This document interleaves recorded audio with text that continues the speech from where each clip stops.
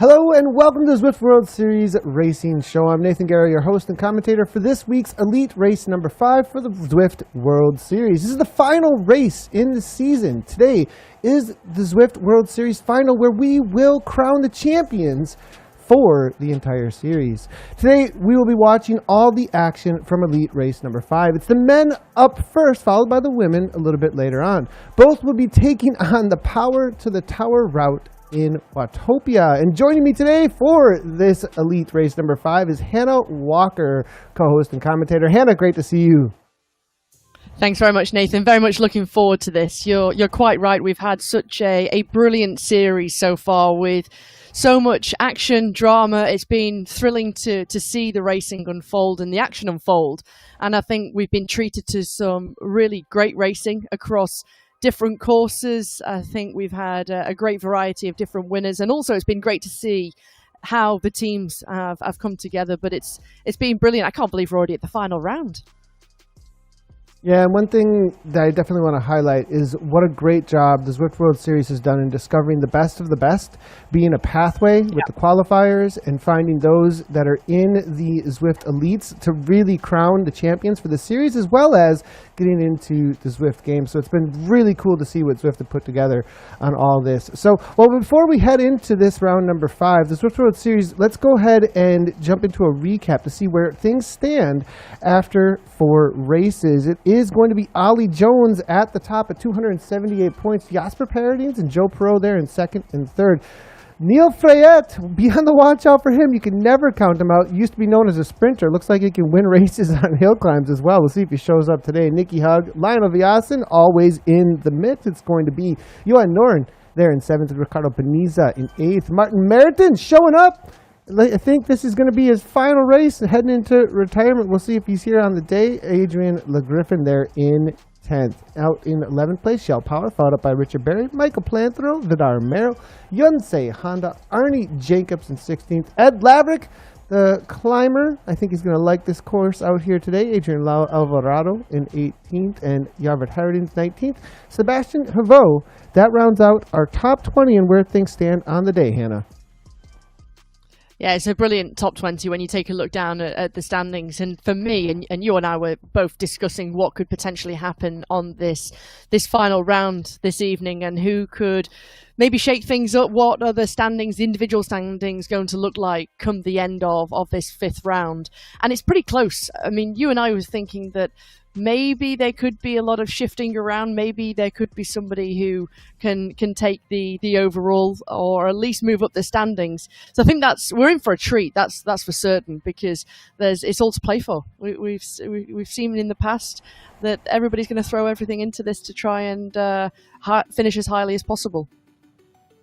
Yeah, taking a look at our current series leader, Ollie Jones, getting ready and warmed up in the pens, it looks like, and have a little bit of chat with the team, I would think, about what they are going to do for tactics. They got a few team members out there for that coalition cruise. So now race number 5, let's go ahead and take a look at the course if we can, as race number 5 is going to be a scratch race today on the Power to the Tower course. The distance is 45.3 kilometers with an elevation gain of 1,496 meters.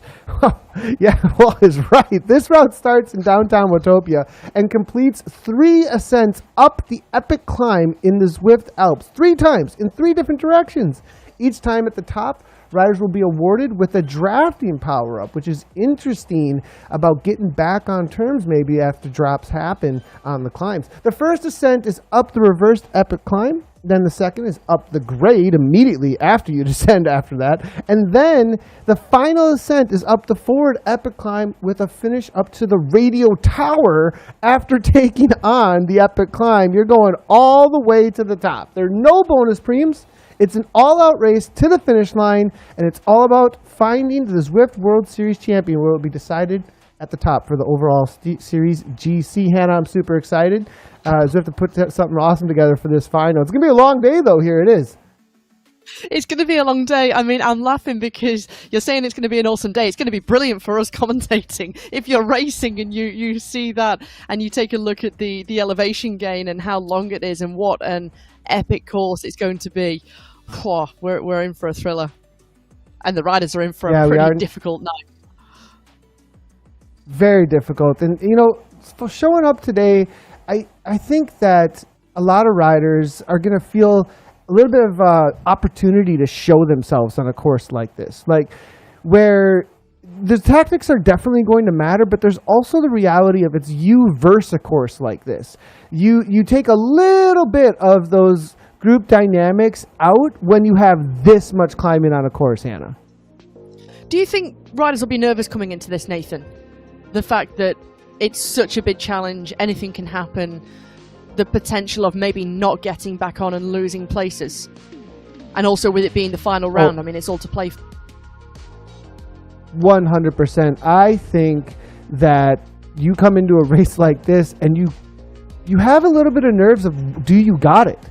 And you know how much pain is coming when somebody starts turning the screws. And there is a little bit of knowing the motivation inside of you, the little bit of knowing when it's time to go, whether or not you're going to be willing to just, you know, and whether or not you're a leader in that and you're aggressive with that, or whether or not you're following. There's so many different attitudes in a climbing course like this when you're taking on the main competition. And whether or not you have that confidence, a lot of times, is whether or not you're going to be one of the leaders that just starts going from the get-go. And I think we're going to see quite a few of those actually out here today who say, look, I've done my training and I'm just going to show up and throw down from the get-go. Yeah, it'll be interesting, won't it? Because if you go early and you run out of legs, then it could be race over. But of course, if you're confident, then you can go, well, underway, Nathan, and leading things out, leading proceedings. Enjoy your ride, it says. 45.6 kilometers to go. Enjoy your ride. I like it. Enjoy your ride. Have fun with this one. It's right from the get-go, though. Check out Zach Neer heading right to the front, and Hayden Pucker. Look at this. It's coach and protege immediately, and this is what Pucker wants. And the reason why Hayden Pucker wants to do this is because he has zero interest in being in a climbing battle with the reality of a guy like Lionel Vasin, Neil Freyet, you're talking Michael Planthro, Kaminsky. He just wants to get as far away from them before they hit the climbs as possible. And if he gets any kind of a gap, you could see a situation where the downhills actually benefit Pucker because he is he's just a heavy rider. He's a big guy who's got massive watts. This is exactly what he needs to do. Now, on the other hand, Niall Beatty, who there, you can see the UK flag at the bottom, the exact opposite. He just wants to sit in and wait for the climbs and hang on until that final climb all the way to the top, and that's where he's definitely favored. Yeah, really interesting, because it's already stretched things out. When you take a look, there's already a couple of riders who are finding themselves in difficulty here, Nathan, and that was certainly a tactic. That was predetermined from the start. 100%. Oh, yeah, 100%. Now, look, Pucker, Nair, Havo, Planthro. Kaminsky sees that this is an issue. Mikhail Kaminsky is jumping across at 8.4 watts per kilogram, as you can see there on the right-hand side. However, Jardine also can see, look at this, 7, 8. This is not trusting that this is coming back. This is full gas going, look, the race is going up the road. There's enough firepower up there, and I love this from this men's field. They are making a race right from the get-go, not sitting around, and this is classic farm watts. I mean, this is exactly the kind of thing that he likes to do, as well as Zach Neer. Zach Neer tends to be a rider who waits until 2K to go and makes this kind of a move, but up front, he is doing exactly the same kind of thing. Big risk, big reward if it pays off, and Havo is at 7.1. And the funny thing is, it is 2 hexagon riders and 2 American riders. This might have been a team tactic across teams, like a little bit of a handshake saying, hey guys, let's try and make something interesting happening because we are not interested in later climbing against all these lightweights. So I love to see this out here today. It's also nice that, I guess, you've got to be pretty bold in this kind of situation. That you've got a very, very difficult course on your hands, and be bold, be brave, try something very, very early. And you never know if it takes riders by surprise. You never know what ultimately who else will come across and get themselves in the mix at this point. And if I don't know about you, but sometimes if you start a race and you've had a good warm up, but it goes right from the get go, right from the start, and it takes you by surprise, sometimes your legs just feel blocked and you don't feel like you can really open things up. Yeah, and a few of the riders may be getting a little bit of shock back there. What's really interesting to me is that Hayden Pucker is throwing down 6.5, 7 watts per kilogram for quite a bit. Havo, he actually was dropping the riders who were trying to sit in his wheel. Nair now has to jump up into 6.4. They've got 7 seconds. This has now become alarm bells. This has now become a situation where they are completely off the front. And the group is no longer chasing. Teugels tried to go across, saw that he was just pulling the entirety of the group. Yeldings is now at the front at about 3.4, 4 watts per kilogram. They're doing 6.5 at the front right now. And Pucker actually slowed down. He actually backed off to like 5 for a moment to make sure that the other 3 could grab back onto his wheel. So at 10 seconds, Ruben Dont now says, look, we need to go across. There's a little bit of an uphill battle. A little bit of an uphill grind for just a moment as they leave this underground. They're going to hit the reverse. They're going to take a left-hand turn in about 500 meters, maybe a little less than that, actually, 200 meters or so. And then they're going to make their way toward the lower slopes of the reverse KOM. That's going to be probably about a 15-minute climb or so. I think the main climbers, they may like this a little bit because they can see that they can jump across to this group and then either drop those who have put too much effort out, or they've got some sort of a carrot to chase out there. So I think some of the main climbers out here going, look, I'm fine with this. I can make 30 seconds up on that climb. So let them do what they're going to do. This is them trying to find a fade climb situation. Yeah, I also noticed that the South African rider James Barnes was trying to come across, and he's a really strong rider, and he was almost dangling in between the two groups at one point, and that's when the gap was at 3 seconds. He's back in the group behind now, chasing at 14 seconds, or not necessarily chasing, but at least bunched up, and you can see that he's right in the middle of the peloton there. Also, you mentioned before Kaminsky, he attempted and didn't manage to come across either. He's still sitting within that top 10, top 11, top 12 of the riders, all bunched together. Also, Joe Pirot is there in that group. Don't forget, he's 3rd overall in the standings, 262 points to Ollie Jones's 278. He was the rider who won the opening round as well. Pucker has been doing the brunt of the work up here. I wonder if anybody can actually pull through. It does look like as he backed off to 3.8, Havo is going to come on through. Planthero looking 171 beats per minute, so most likely right at the bottom of his threshold is what I'm thinking at this moment. Now, Havo now heads to their front, 7.1. What are they going to have to do to match the main pack? Because this is where the pack is going to want to start. This is the start. You just saw them go through the little KOM start pylon on the right-hand side just a moment ago. So the main pack now are also starting this climb. It is, again, there are no preems out here today. It's just going to be about who you can drop. And as the pack starts their climb, Niall Beatty is doing 9 watts per kilogram following Ruben Dont. Ruben Dont's up into 7. Now, they're not going to be able to hold 7 watts per kilogram to the top, but they may be able to close down this gap between here and the bridge. But Ruben says, look, I'm not going to do the main brunt. I'm not going to just continue on to let everybody just sit on my wheel. And if they hold this 15 seconds, see, now it comes down a little bit by little bit here. So that's going to be the big question mark. All the way to the top of this climb, how much of this 15-second gap can they hold on to? If they can do a solid high 5s to 6 to the top, they may hold on to 10 seconds. And then those 4 rotating, it's going to be an interesting one, that's for sure.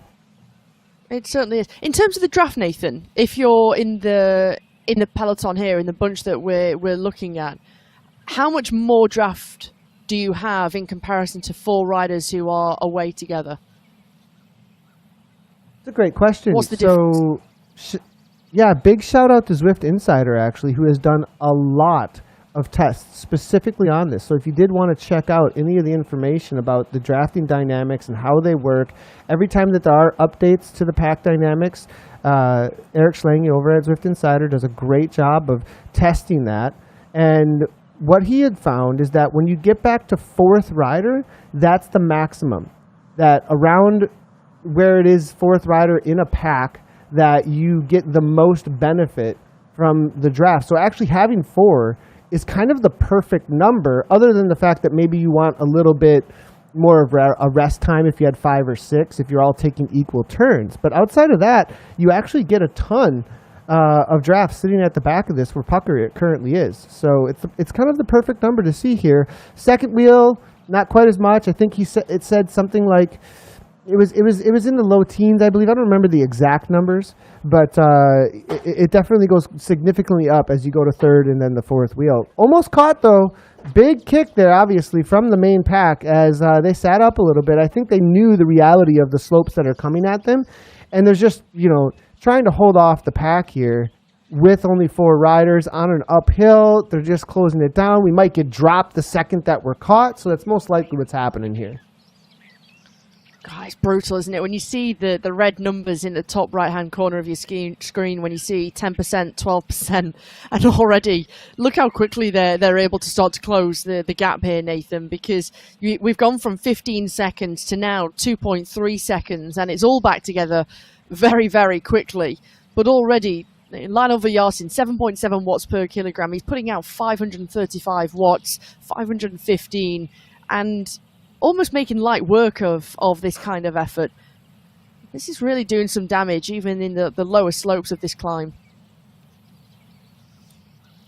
Talk about staying calm under pressure, too. The reality that Vasin, Peniza, Don saw the front for a moment, Jones for a moment, too.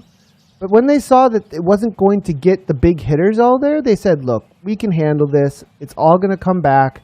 This is perhaps just somebody who's not a climber putting a ton of effort out here that we can take advantage of later. So the patience paid off.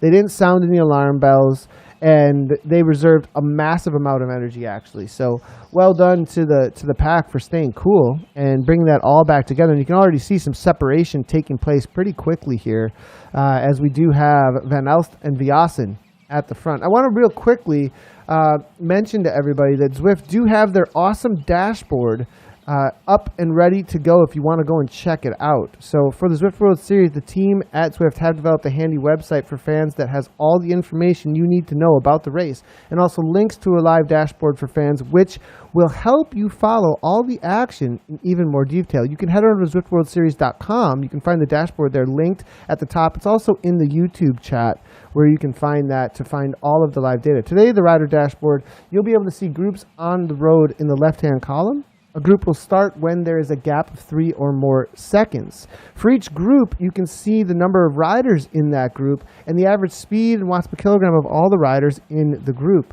You'll also be able to see the time gaps and distance on the road between each group. In the middle column and right columns, you'll be able to follow your favorite riders and all their stats. You can use the arrows at the bottom to toggle through all of the riders in the field. This will allow you to follow your favorite rider in detail throughout the race. And just a reminder that the data dashboard, it works best on Chrome. Definitely great timing to bring that up as things start to separate and you want to know what's happening all over the course, Hannah. I think the dashboard is a great tool for that. It is. It's a great addition, and as you say, and when you take a look at all of the data that you've got at our disposal and looking at each and every rider, you can make all of those comparisons. You can take a look at the watts per kilogram, the current watts, the speed, and I think it's just a great overview to look further. Of course, we can't have every single rider on our positions on the right-hand side of the screen that we see now, so we can see the top 12, which is a great indicator, but just to try and see and scroll through the pages and you can see exactly what's happening, maybe to see, for example, if a rider's been having some issues. So if I take a look down now, and you and I spoke about a fantastic climber earlier on in Ed Laverack, and right now he's in 47th position and he's lost almost a minute. So that's quite a big surprise to me, Nathan. I don't know about you, but when you've got a course like this, which is practically made for the man from Wales, it's it just gives you more indication what's been going on. Maybe a rider's had some problems. One of the riders that we saw in the early breakaway, Sebastian Havo, he's at 51 seconds. So you're right, it's a brilliant tool to have at our disposal, and to be able to take a look through also another rider, some other notable names that have been distanced so far. Vidal Mel at 30 seconds, James Barnes at 31 seconds, Arne Jacobs at 30. Also Richard Barry, the Irishman, at 28 seconds. Just to give you some idea, Harvard Gjelgnes at 23, Hayden Pucker at 17. Big attack here. Teugels and Vasin not messing around from the get-go. It looks like they do not want to come to a situation later in the race where they're taking any kind of risks. They're willing to risk it all right from the get-go. Loving what I'm seeing here. 6.8 to 7 watts per kilogram continually. A lot of confidence from these two riders. What's interesting is Ollie Jones sitting back. The current series, leader here, it's an interesting situation because it's his teammate that's actually at the front pushing the pace. So is there a tactic going on here where Ali may be looking to jump across perhaps? And, he is a rider that's got a huge engine on the flats later on. He may be able to come across. There is a reality also, though, the grade is extremely steep. And so, you might be able to even gain some time or jump across there, but there's not a big break between this climb and the next one. You have a little bit of a rolling downhill right into the grade and then turn around and go straight back up the grade, which is, you're essentially looking at back-to-back 20-minute efforts, full gas, probably sub-20-minute efforts actually, and then you get a little bit of a break in between those two first climbs. So it's essentially everything you got for threshold for 40 minutes with a small little interval break in between. And when you say small interval break, it's practically 700 meters, 800 meters of flat road before you start to climb again. So it's pretty savage. It's pretty brutal, isn't it? Particularly when you take a look at the profile. What were they thinking when they made this one is what I want to know. They were thinking, okay, how do we make this the climbing course? They've been asking for climbing. How do we show off our climb? Well, this is how we're going to show off our climbers. Lionel Vasin, Leonard Teugels letting us know they're the climbers on the day. To see this right from the get-go, they marked this on their calendars. They thought, okay, we've got a plan. This is what we're going to show up and do. And if it feels, and that's the other thing is, Noah Vasin too, he has been a little bit quieter in the packs and more tactical. I have a feeling we're seeing the old school Vasin today, where, look, I'm going to take it to them. I'm just going to ride with confidence. I'm not going to sit around. And I think he hasn't seen some results maybe because of that, because of the riding with patience, trusting the dynamics, the Zwift pack dynamics, and thinking, okay, I don't want to get used. And I think at this point, because he can show up and just throw down, Vasin's like, I'm going to show what I've got, because he hasn't gotten results that you'd expect from him a lot of times. So I'm loving to see this from him today. You're quite right. And it's funny you say that, because even throughout the series, he's been consistent. He's been up there. Don't get me wrong. He's sitting, 6th overall currently with 254 points to Ollie Jones's 278. But you're quite right. When you think over probably the last 6 years, for example, he's always been one of those prolific winners and one of those riders who is consistently podium or top 5. He's always up there. He's certainly taking victories. And so, maybe a little bit of a change in style of racing, but also when you're on this course, it's a course, in my opinion, that's not going to lie, and you can't hide for too long. So I think this really comes down to your physical capabilities, as well as, of course, you've got to be smart with how you use your effort and your power. But I do think it's a course that's not going to lie. And when you were talking about the climbing and the courses, it almost reminded me of Matilda, when they say, you want cake, you got cake. It's like, if you want climbing, you got climbing, Here we go. This is what we're going to give you. How much cake can we handle? How much cake can we handle is the question for the day. Except for we're going the other direction. I think the cake puts the pounds on. We're going the other direction today. It's taking them off. So Ollie Jones, as you can see here, he's probably just watching that number, that it doesn't get within threat. And I think if he stays within this group, and that's another thing. If he would have followed Lionel, his teammate, up the road, he could blow up and then fall out of this group later on. So, Lionel, go ahead. Have the win on the day. Ollie, he's defending his GC overall is what it looks like to me. Yeah, but it's interesting because he's got his teammate going up the road. And when you take a look at the virtual standings on the left side, Lionel Vasin has moved up to virtual third place, 329 points. Only 19 points, give or take, depending on the position of the peloton, to his teammate Ollie Jones. But it does mean that he's leapfrogged several riders, including Joe Pirot, also Neil Freyet, Nicky Hoog. So right now for Vasin, he's showing his strength. He's got a great companion in Lennart Teugels. Lennart Teugels, don't forget that he's also an incredibly strong rider, not just here in Zwift and e-racing, but also out on the road when he's racing over in Belgium and a lot of the UCI races. And here we see the kind of effort that it also takes at this point, 11% out of the saddle, really focused. You can see, looks laser focused here, Lionel Vasin. They're going to need a good amount of time over the top here because of the size of that group. And they're also going to need to use some pretty good two-up pack dynamics where they're super tucking through on each other over and over again to get a good slingshot situation. If they don't do that, that pack behind will have a lot more, in quotes, slingshots. They'll have a lot more rocks to throw at them because of the size of the group. So they'll be able to roll through with a little bit more speed over and over again to get a little bit more of a snowball effect. But the reality is they will have to work against each other on this downhill, though. So with this downhill here is not really going to be a resting situation.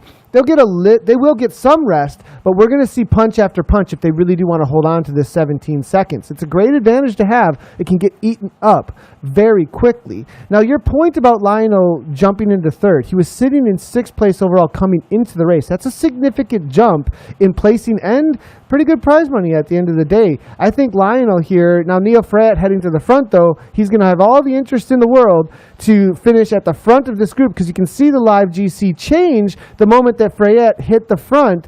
He has to beat everyone, I think, in this group, or maybe not everyone, quite a few of the riders here in this group, though, to get the better of Vasin. So Vasin is going to be extremely motivated to get as much distance between himself and this group as possible, and that seems to be the goal on the day. It's also interesting to see where other riders are, if they're even have been dropped and distanced from this group altogether, those who came into the day in the top 10, to be honest, in the overall standings, and how that's going to affect things come the end. But everyone needs to be really aware and wary of that, don't they? I mean, you can only do so much when you've got so much climbing, so much elevation, such a difficult, demanding course. If you're distanced and you're still within striking distance, you can't have that respite on the descent because you still need to push on to get back in the frame of things. Quick, just want to let all the viewers out there know that there is neutralization out here today on all the bicycles.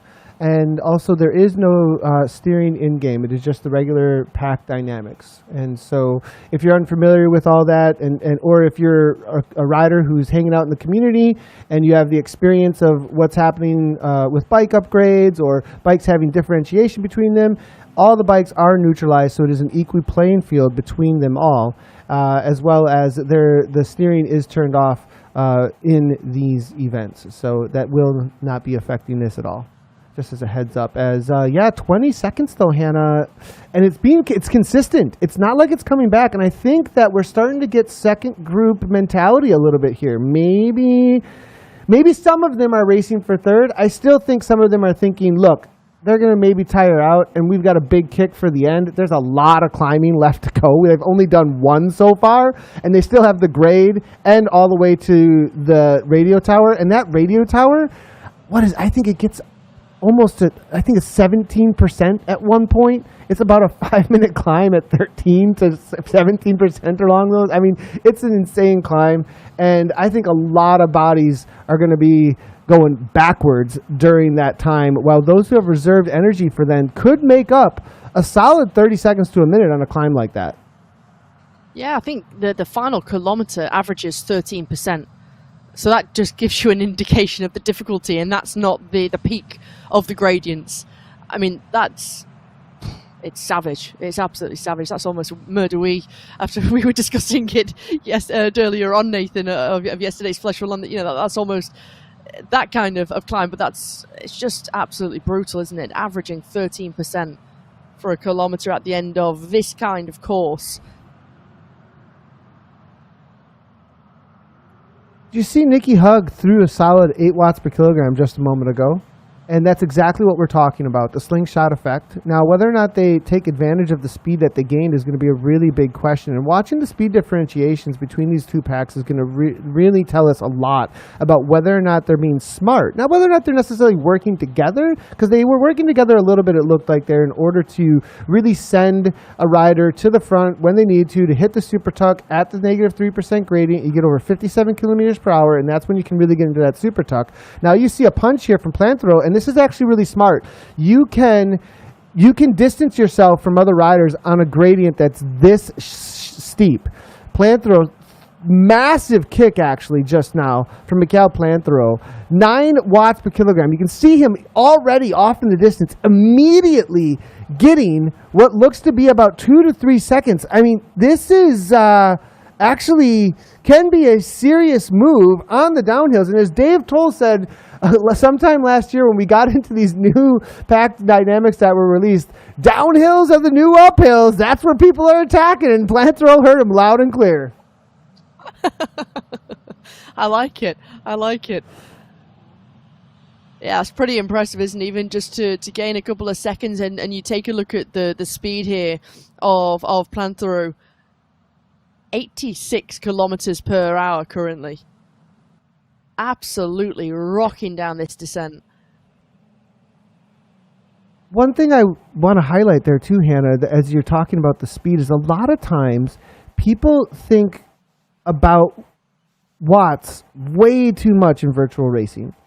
Speed still wins the game. And if you focus a lot on the watts and the watts per kilogram, really the only place personally as a racer I'm focusing on watts per kilogram is on the sharp gradients, the uphill gradients. Otherwise, I'm really focusing on how much speed I'm gaining from the watts that I'm producing at every section of course.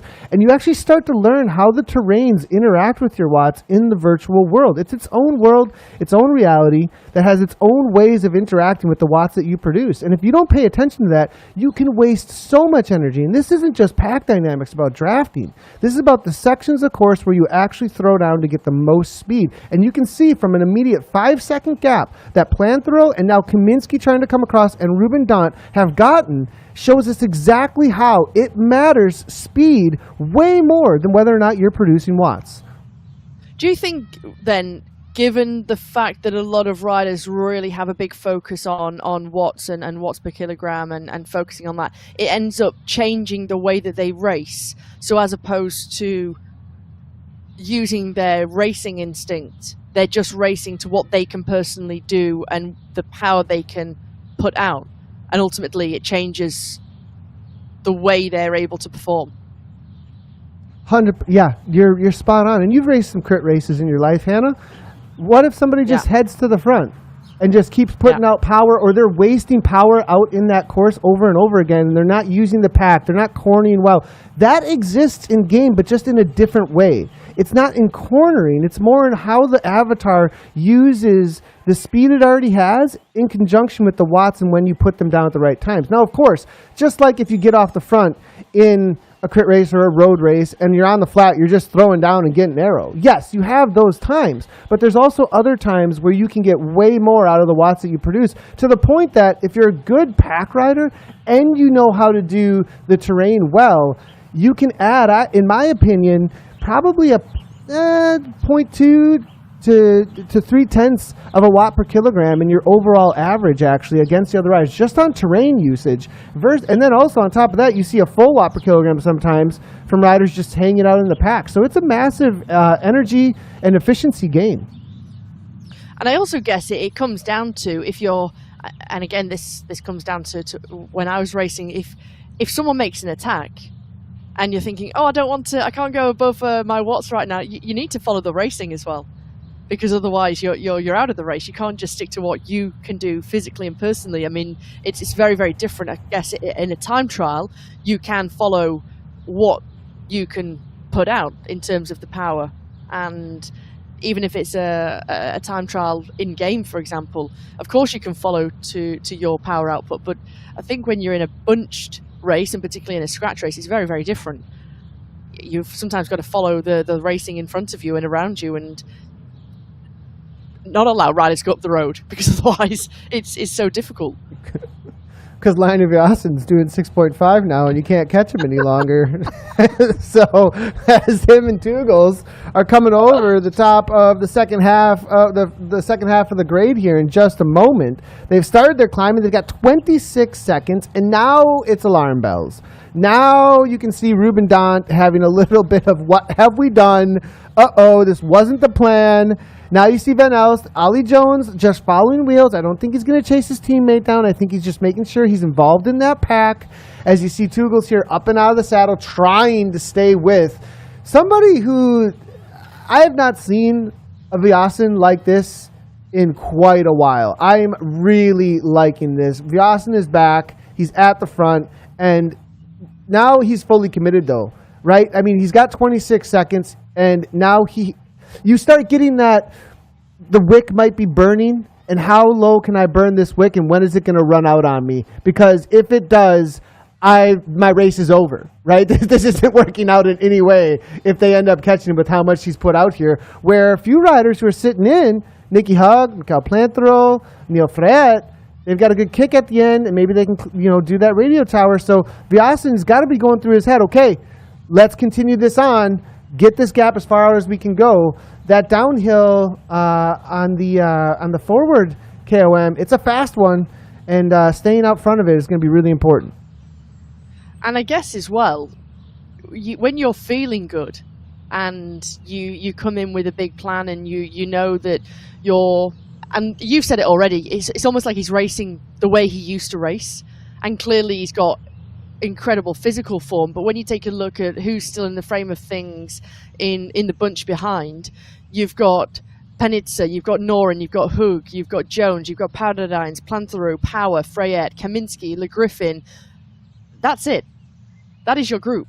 So there's not that many riders still in the frame of things. Martin Mertens, he's at 1 minute. He's in 15th currently. Pucker in 16th. Turek in 17th. Kirkmeyer in 18th or in 19th. And Gelnet in 20th. And they're not coming back into the frame of things. So it's certainly such a select group behind too. What's interesting, Van Elst looking to go across at the perfect time. I'm really liking what I'm seeing here with Stefan Van Elst. He is a teammate of Teugels, but with the way that he jumped there, you can see that he got a gap and is not pulling the group up to Teugels. So he's looking to go across to Teugels and Vasin. Vasin and Teugels did about 5 watts per kilogram or so. For them, it's most likely a zone 3, low zone 4 as they came through the flat section. And now they're hitting the main of the grade. This switchbacks is so incredibly difficult. But here's Stefan Van Elst looking to go across. He's got it within 16 seconds. So this is a nice little attack. If he goes across, this puts him and Teugels in a really good position to maybe go 1-2 and start playing some games later on up against Vasin. And I have to say, it's a good tactic. I mean, he's had some really good results already in 2 of the rounds that he's raced in. He's finished pretty high up. He's got 140 points, but he's not a threat in the individual standings, Nathan. So anyone who's up there and trying to go for the individual standings, they know that it's fine to let him up the road. It's not a big threat that we need to chase down immediately, and that he's a big threat to us. So, for example, of course, Jones has got his teammate in Vasin up the road, but with Jasper Paradines, for example, he's happy with the situation because his teammate's going up the road to try and sweep away any of the points from anybody else. So it's a pretty interesting move, but also impressive the fact that you've done 2 rounds and already in 2 of those you've you've been one of the riders up there, but again in the third round you're trying to make a move too. 13 seconds now, 13 and a half seconds. This might be one of his best results if he can get onto the podium here. Yeah. And if he can get a win, this may be his first win at the absolute elite level. If Stefan Van Elst goes across to this and has the firepower to hang on and even take on these two, it would be a massive day for him, actually. So 12 seconds, though, it's still a lot to bring back. He is out climbing them on the pure watts per kilogram. I don't know if he's going to catch him, though, by the absolute top. They are getting closer. They've got a couple of switchbacks yet to go. He's still got time to make it. If he doesn't make it, it's going to be a lot more difficult on him because he's going to have to be punching a lot of speed up and over the top of the climb. But he's he gaining is doing and I think he's matching. He can see that, right? He can see 7 watts, 6.8, but he knows he has to outclimb them, so he's putting that extra dig in to try and get across. Massive effort here. Yeah, definitely. This is a huge effort. And you just saw that Teugels and Vasin were putting out 5.9, 6 watts per kilogram, and Van Elst was at 7 watts per kilogram. And crucially, I keep watching the virtual rankings change, and they yo-yo between Nicky Hug being on the podium and Vasin being in third on the podium. And this is going to make a huge impact, actually, depending on if they do stay away, the finishing positions here as to who gets on the podium or not. A lot is going to be going through the heads of the riders behind in that pack, too, about what kind of math do I need to do. I mean, look at Nicky Hug and Lionel Vasin right now. They were tied just a moment ago. Now look at Neil Freyet. And Freyet, where is he currently sitting? 7th place right now. Neil Freyet, as he moves into 7th, that puts him above Vasin by a couple of points. So Freyet is most likely just thinking about what riders are around him that he needs to beat. And there's also on the day, there are some pretty good prizes on the day within the top 10. So actually there's a double motivation. If he falls outside of the top 10, I kind of wonder where exactly that is. I'll have to do a little bit of math on the point differentiation about what place could be the minimum that Neil Freyet is thinking about for where he's going to end up on the day, actually, here. Because coming into this, Freyet was in 4th place, actually. So this is definitely him losing some spots, actually, in the overall, instead of gaining them. Tell you what, that's pretty impressive, isn't it? Bridging this gap and making light work of it, Nathan. I mean, that is tremendous. And for the two Belgians now from Abers Synergy, Teugels and Van Elst, you've got that alliance between you both. You're both working towards the same goal, the same outcome.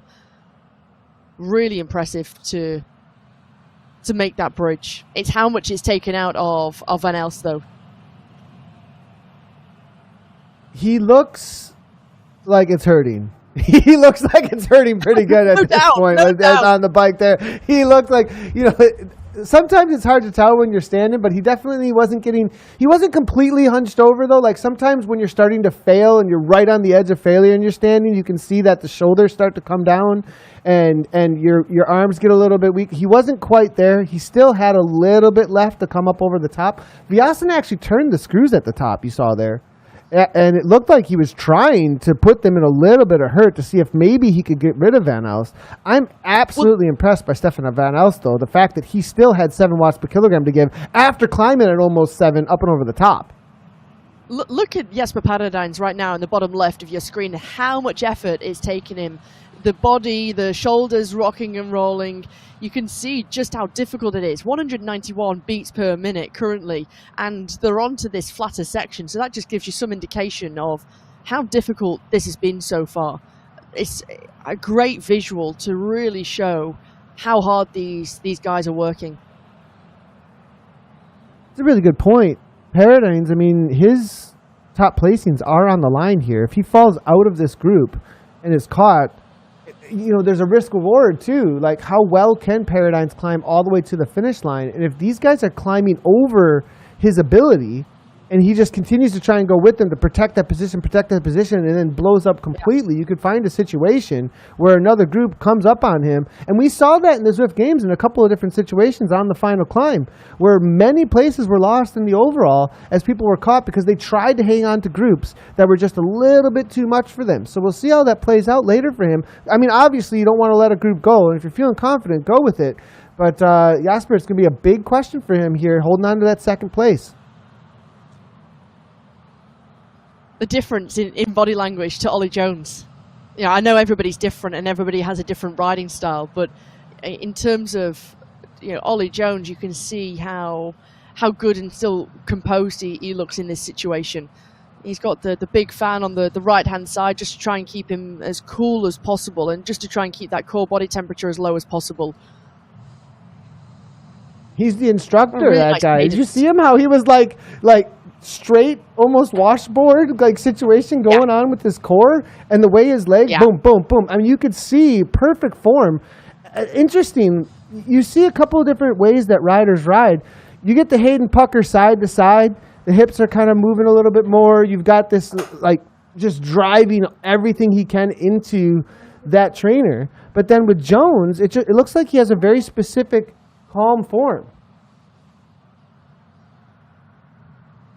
I always think it's impressive when a rider, they're so strong, all, you know, their whole physical body. They've got a strong upper body, they've got a very strong core. They're not wasting any energy in power output, crucially. All of the power that they're producing, it means that they are far more stable on the bike too. So you can see that immediately with Ollie Jones, to be quite honest.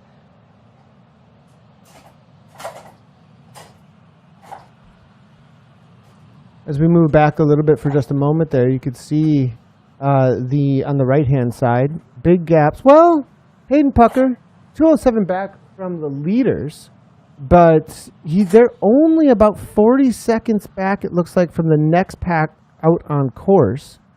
There's actually an interesting chase group with Daniel Turek, Stephen Kirchmar, Martin Mertens, Jonathan Orr, all within striking distance of that second pack out on group, actually. So racing's not over, and that's the thing. With such a long day out here today, and if you go over, and some of these riders who have reserved and known and ridden within themselves, they're going to know what they can do and have been measuring their effort, and they're going to have a cup maybe more than half full when it comes to the final climb. And this front group, I have a feeling there's going to be a few riders in here that have bit off more than they can chew, and find this second, third groups on course that have reserved something. They've got a big kick. Look at this. Neil Freyet saying enough is enough. He's going to take it to him. Immediately opens up 3 seconds, up into 7 watts per kilogram as he comes up on the top here, looking to make the close on the downhills being the new uphills in just a second. Yeah, really, really impressive. Really impressive. But you know, there's one rider, and I don't know, you never know how someone is physically, but generally with Stefan Kirchmeier, Nathan, he's always been a pretty good climber. I mean, I remember some of the races we were doing in Innsbruck, in the Innsbruck World a few years back, and he was so strong on the climbs.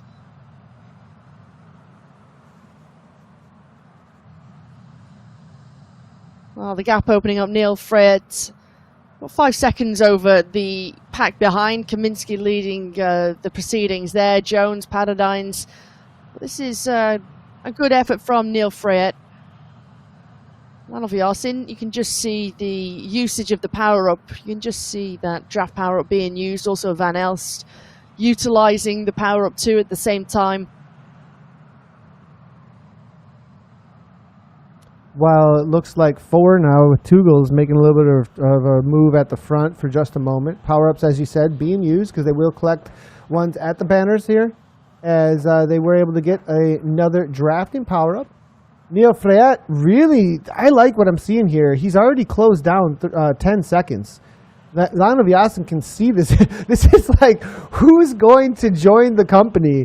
One by one, they're recruiting little by little. Who wants to make the effort to come across? I'm really impressed because I've not seen many times in Zwift racing an ability or a depth of field where you could see riders have the ability and the confidence to jump across gaps like this. Van Elst being the first on the gradient on the grade there. Usually riders just go away and it's kind of decided they're the strongmen of the day. But with Van Elst coming across, putting a little bit of fire in Neil Freyt going, look, I can do this too. Now looking to jump across. It's going to be interesting to see what kind of super tuck speed that we're getting. We're seeing 78 kilometers per hour currently coming from Vasin. Behind, what is Freyt able to pull off? As he, I believe, is going to be getting actually maybe a little bit more than that. He's getting into 80 kilometers per hour from what I'm seeing on my end. So it'll be interesting to see whether or not this comes back for Freyt with the big risk he's taken. Yeah, definitely. When I take a look at this front group there, around 61, 63 kilometers per hour. Freyt is traveling right now 20 kilometers per hour faster than the group. Now, of course, the different peaks and troughs in the descent make a difference, of course. However, again, making light work, he's taken off another 3 seconds to his deficit right now. So good move from Freyt. He pushes on 8.7, 9.8 watts per kilogram currently. This is a crucial point in the downhill because there's this big punch right in the middle of it. And if you take a good amount of speed and then you time your kick really well, you can carry a lot of that speed almost as if the bump isn't even there. You get the first half for free essentially and then come on over the top. Whether or not Freyt can do that without any other riders, you may see that gap go out a little bit here, as Freyt I think might have to work for this one a little bit more without any roll through speed on the pack. I'm absolutely, look at Freyt, he is all in. Look at his face. The grind is here today now from him. He wants to close this down. Not a lot of time before they're going to start the Epic KOM4. That is a massive effort here. He's going to need a little bit, and look at this, and then gets right into the super tuck as quickly as he can. 71, 73, that race speed is actually the front. We'll see if he can match that or not. On my end, I'm seeing 76 from him. So now almost hitting that, but they're really keeping it pretty even on the speeds here. The interesting thing, like if we can jump ahead though, Vasin has made an attack on the downhills and actually has a gap on the other two riders who are teammates. He is dropping the teammates solo. We've got Neil Freyt now trying to come across to those two. This is getting all kinds of tactics out on course. Just seeing Neil Freyt in that position there where he was just taking a moment of respite, clearly with his jersey flapping in the wind from his fans. It almost reminds me of Superman just coming across here.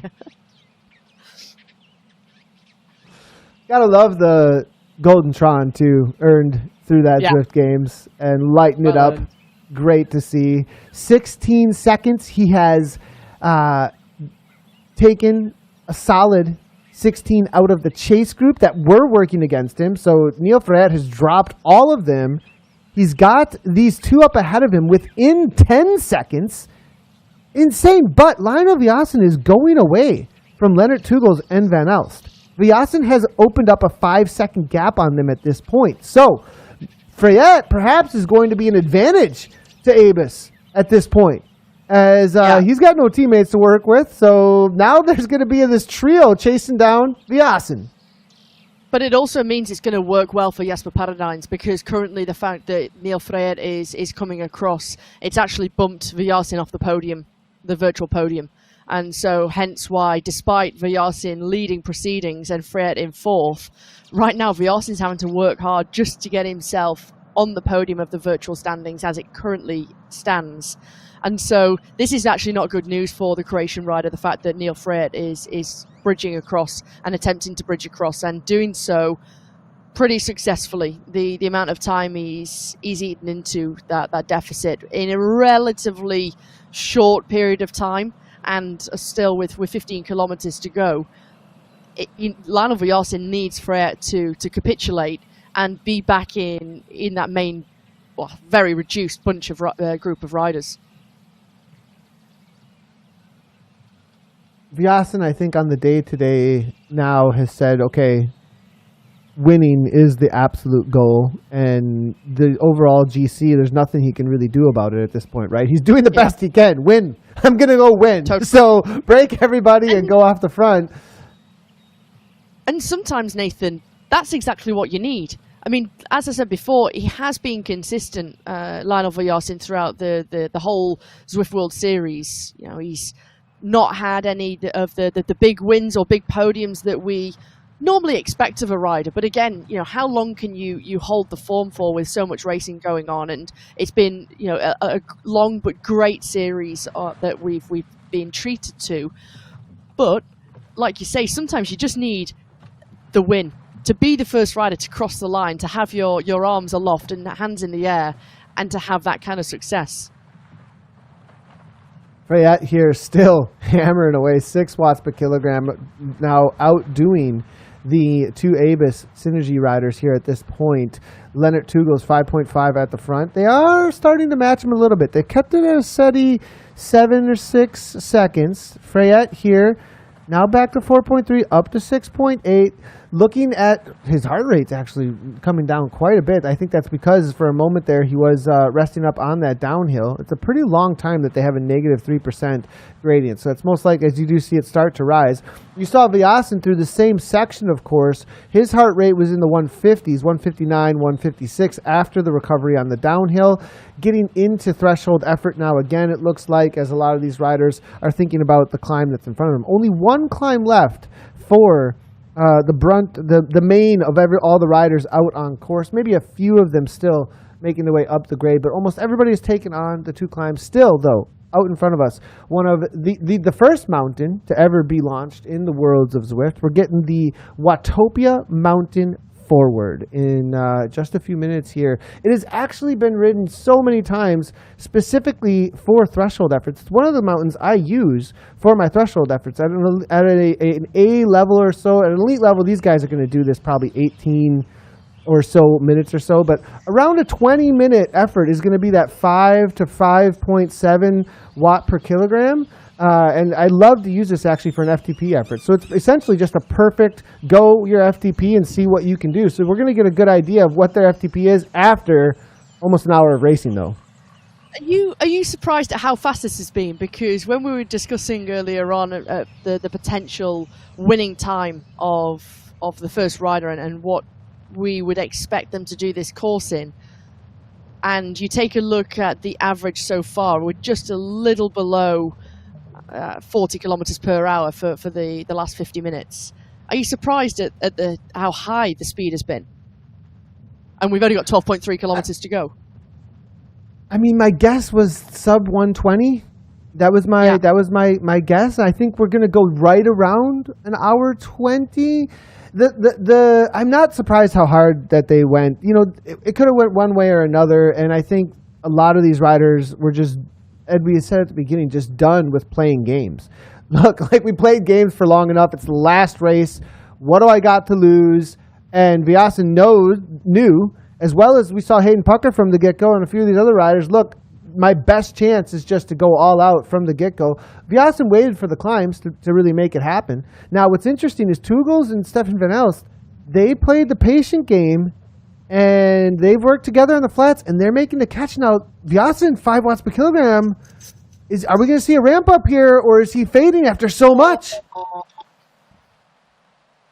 Maybe realizing that it needs some wheels to sit in, Nathan.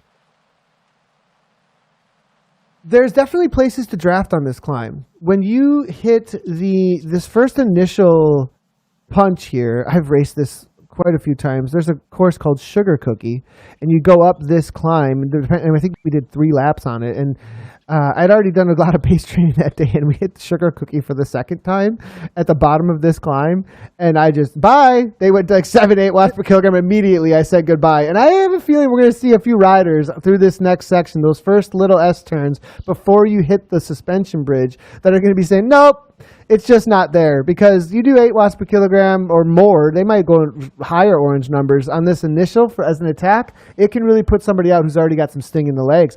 The thing is trying to hold on until the suspension bridge is crucial because it gets into 3% gradient, so you can draft through that section.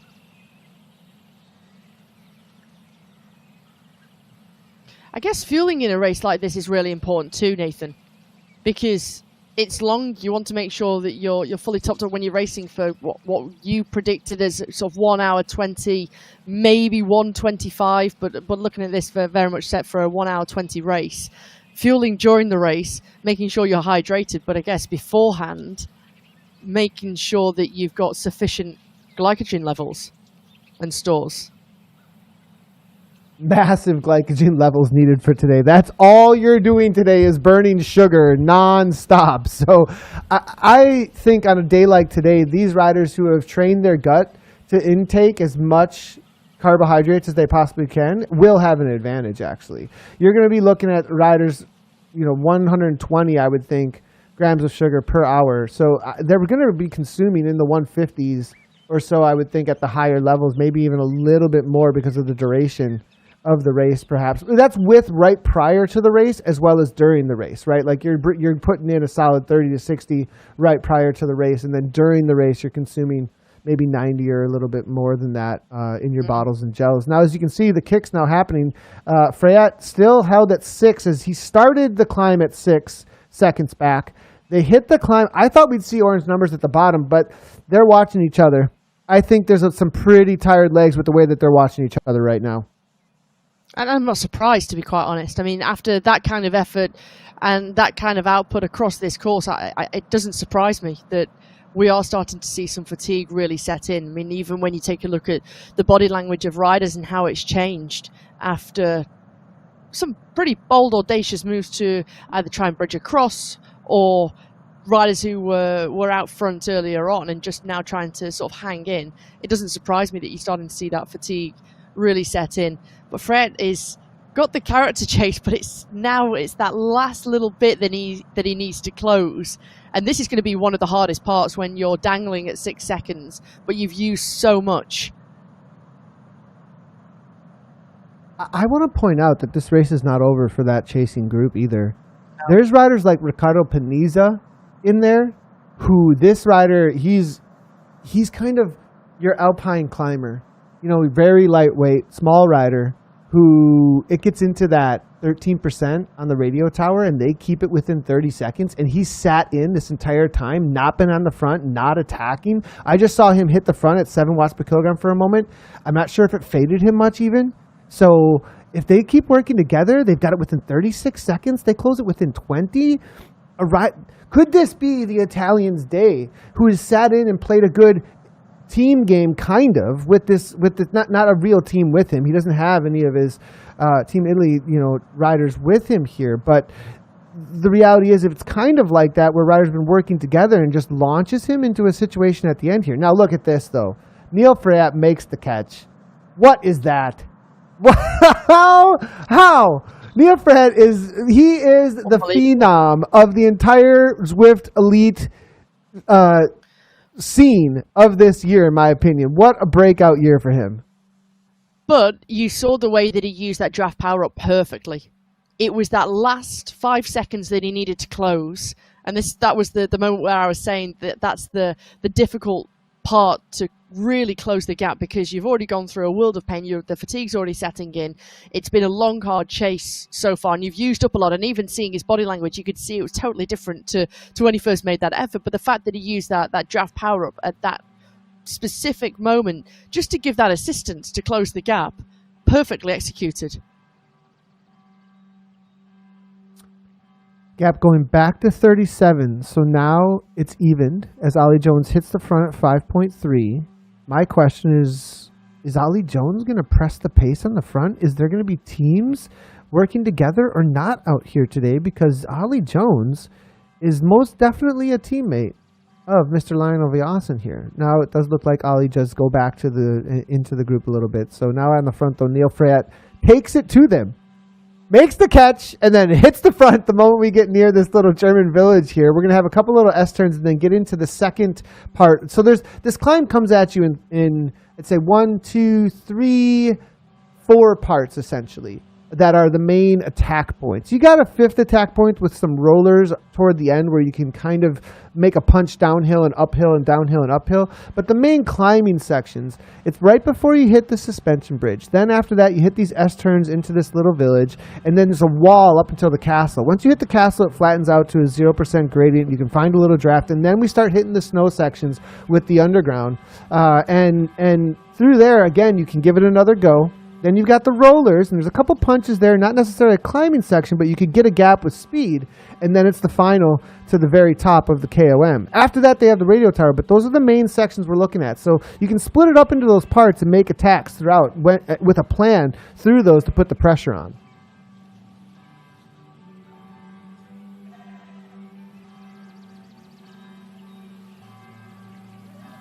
Interesting, Freyat is taking the front here, much at all, as he keeps being the rider, it seems to me, that's got 6 watts per kilogram to give. Stefan Van Elst now heads back to the front. They saw the time come down a little bit, so most likely, just because of the where they were, though, with it being a draftable section, not really want to give too much to the other riders around you. I wonder, will Stefan Van Elst and Leonard Teugels start to play some games, though, here? Because they've got the numbers, Hannah. Do they got the power in the legs? And what kind of games could they play is the question. When it speeds up on the flats or through those rollers, you could see somebody give it a little bit of a go. Maybe a little bit of a nudge. Who knows? If you've got someone who's really on the line and you could see and you can get the sense of feeling that maybe they're starting to struggle, you never know. And even particularly from the group behind, you can see that it's the Swedish rider Noren who is currently just pushing on the pace at the moment. Right at the back of this group, you've got Kjell Power, Jesper Paradines. Ollie Jones is the rider here, our series leader in the blue jersey. Still doing well to just hang in the wheels here. Meanwhile, Plantarou is with Noren, Ricardo Pinizza, Kaminsky is a couple of seconds behind. It's such a select group that has formed. It's the first time we've seen it sub 30 seconds in, I want to say, half hour, 40 minutes or so. Really, the grade was the last time that we saw sub 30 seconds. So Nikki Hug now hitting the front, doing a solid half a watt per kilogram more than that front group. Have they done too much? Is this a classic the breakaway gets caught situation because of how much they put out on the road, Hannah? And it could be. And you mentioned it before, that the group behind, it's not all over for them.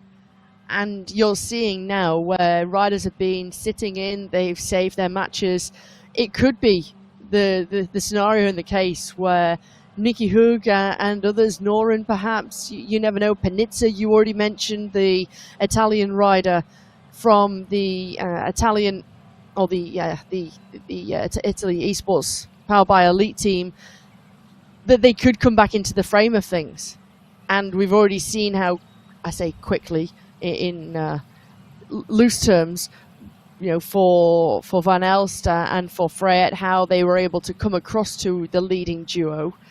And so you never know what could happen behind if you've got good legs. And also, don't forget, it's the last series, it's the last round.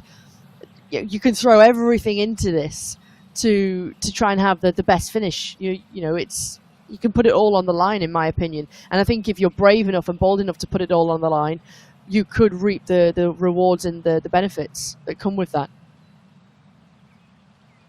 Nicky Hug is very motivated.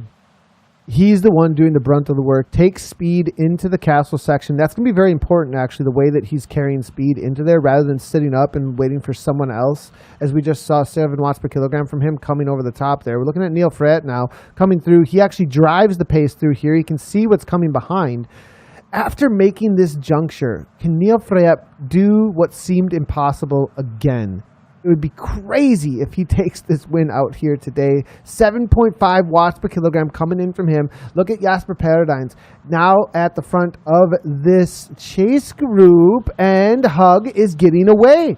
Nicky Hug is on a mission. Now, heading to the front, it looks like Gel Power from the Movistar team. 7 watts per kilogram coming from him saying, nah, we're not going to just let this go. Why are we letting Nicky get that little bit of wiggle room? Paniza just continuing to follow wheels. It'd be interesting to see whether or not he is struggling or trusting other riders to close things down for him. Nicky now back into 5.3 is going to be caught, but it may separate this group behind. And it looks to me like Paradines, Jones, and Kaminsky might be struggling to stay on turns. We hit back with the front four, and we hit the third section of this mountain climb. And we are going to head into this little bit of a underground pillared section. This is where it does get into 7-8% again before we get into the rollers.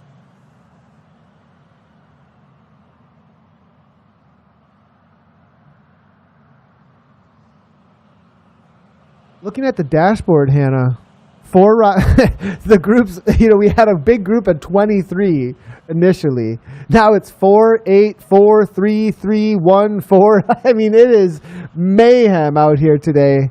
Exactly what was expected.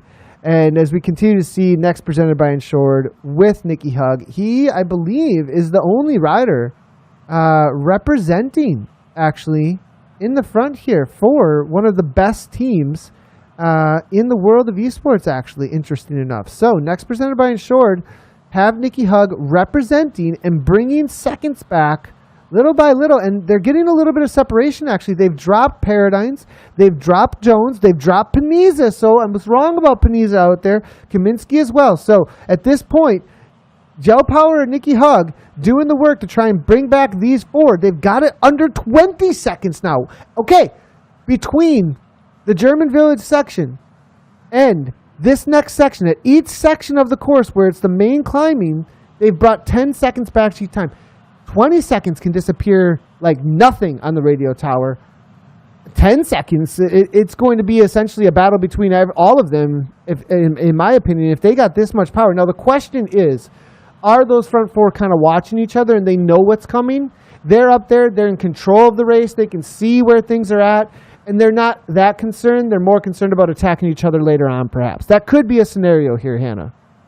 It could be a scenario, absolutely. And I do think when you're the one chasing, somehow, even though physically it's still just as hard, when you're the one chasing, you've got something more to give. Because you can see what you're trying to get to up ahead. I think sometimes the pressure of being chased, and let's not forget, they've already put out such a superb, monumental effort so far in this leading group. When you've only got maybe 10, 15 seconds to close, Nathan, it's almost better to be the one chasing, in my opinion. 100%. I really have to agree with that, because there is a defeatist. If you got the energy, if you actually have the energy and you're feeling good and you see those the time coming back to you, you're gaining something. If you're feeling good, but if you're feeling bad, it's even worse. But if you're even if you're feeling good, but the time's coming down to you and you put it in little digs and it keeps coming down, you're losing something. It can start to get a little bit demoralizing. It doesn't increase the energy necessarily, right? So I think, there's a situation here where perhaps these riders just are getting energized by the fact that they not only have dropped half of their group, they've brought back a massive amount of time, and they've still got the win in sight. After all of this time, all of this climbing, everything we've seen out on course, we are now in a situation where it is still between the top 7 today for the final in the Zwift World Series. Amazing to see. It's brilliant to see. And I do have to say, it's been a really thrilling race. The fact that everybody has tried something from the very, very beginning. We already saw riders who were bold enough with Zagner and Hayden Puka to try and go off the front, to try and split things, to make it a really hard race from the beginning, and to try and put that fatigue into riders, but also take the surprise. And that has just continued with the momentum and how we've seen the race unfold, and having the two initial riders who made this long-range attack try and stick in Vasin and Teugels, and the fact that Van Elst was able to come across solo, Freyet was able to do the same a little later on. And so overall, we've had a wonderful race. Nicky Hug being the next rider to try and attempt that. 18 seconds is the deficit, 7.7 watts per kilogram currently, putting out just over 450 watts. He goes again. Nicky Hug on the attack, even when it's flat, he don't care. He's not waiting for these sections, of course. He's just like, look, there's a gap and it needs to come down. I'm going. And now he's gone again. He initiated the drop of Ollie Jones and Kaminsky and the rest of the crew. Now he's dropping Johan Nor and Yell Power as well. Nicky Hug is on a solo venture now at this point, saying, look, at least getting a top 5, if not catching this front group and getting into a situation where he can battle for the final tower climb. Now, is it too much though? Is he pushing himself way beyond what he can actually handle? Because there is a reality. I've hit the top of this with still the radio tower to come and completely shattered myself and said, I can't handle it. This is insane. There's nothing left. So will Nicky Hug have anything left when they actually hit the radio tower? That's going to be the big question. Now, as you can see, the games are starting. 3 watt per kilogram from Neil Freyet. He's not going to put any effort in. This is the final downhill. It's a pretty significant one, actually, before they hit the uphill to the top of the forward KOM. And then we're going to be talking about the radio tower only about 10 or 15 seconds out from there. So essentially, you get a very short break after this.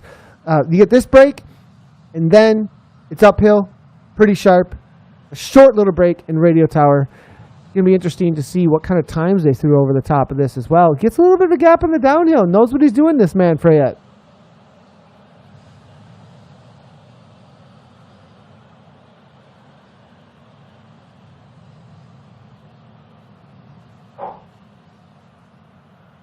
"16 seconds to Hug." He's brought back another 4 seconds, it looks like. Teugels takes over at the front, uses his drafting power up, knowing that he's going to get another one in just a few moments here. So most likely thinking, look, I might as well use this here and roll on through. It does extend the gap back out to about 18 seconds. So looks to me like it's going to be a very tough ask. And Johan Nord and Yell Power, actually, maybe the smarter riders compared to Hug, as they're starting to bring back a little bit of time as well. Here's the front 4, though, as we look at them. Stefan Vallenhouse now taking over. Neil Freyet rolling backwards just a little bit and just matching power at this point because they know what's to come. There's no prizes at the top here. No reason to carry it up over the top. Other than if you are going to go on the attack, we may see somebody look to get a gap on the flatter section. Be a really brave move, though, and maybe even a little bit of proud to do so. And I'm not sure we're going to see anybody do anything until they actually hit the slopes of the radio towers. We look back at Nicky Hug, now 19 seconds back, so it has opened up again, but they are playing games again at the front. So no games, though, I don't think. I'm not sure Nicky, unless Nicky can outmatch them over this climb. I don't think any more games are going to be happening. He's got them in sight, though. They're right there. That's one of the hardest situations, isn't it, Hannah? When they're just right there within sight. It is, and particularly when you're going to get to those really savage gradients, in the next 450 meters, and that's where we're going to start to see things really ramp up. So it is hard. He's taken another 3 seconds out of his deficit. He's still closing. It's that one last little push that he needs to do. And when you take a look at the difference of the watts per kilogram currently, and you start to see the games in the front as Van Elst using his power up, just clips off the front. He's got a second already. But for Hug, he's closing in fast, but likewise behind. Kjell Power, Norden, that duo at 21 seconds. Van Elst giving a little dig over the top here. And it looks like no following from here. We do have predictions coming in over at the YouTube chat. We've got 55 votes so far. And Freyet, of course, our Zwift Games winner here, Freyet, now coming in with 45% so far on that poll. Go ahead and let us know what you think. The man off the front at this point, with only a 4% vote, going to prove everybody wrong, perhaps. 7 watts per kilogram. He's the man who went across on the gradient, but maybe it's a little bit of bait for Teugels. I put the vote in for Teugels. He's sitting at 25% even with Vasin with the chat at this point. Will this happen? Teugels now, 8 watts per kilogram. Will this be the big win that Teugels been looking for?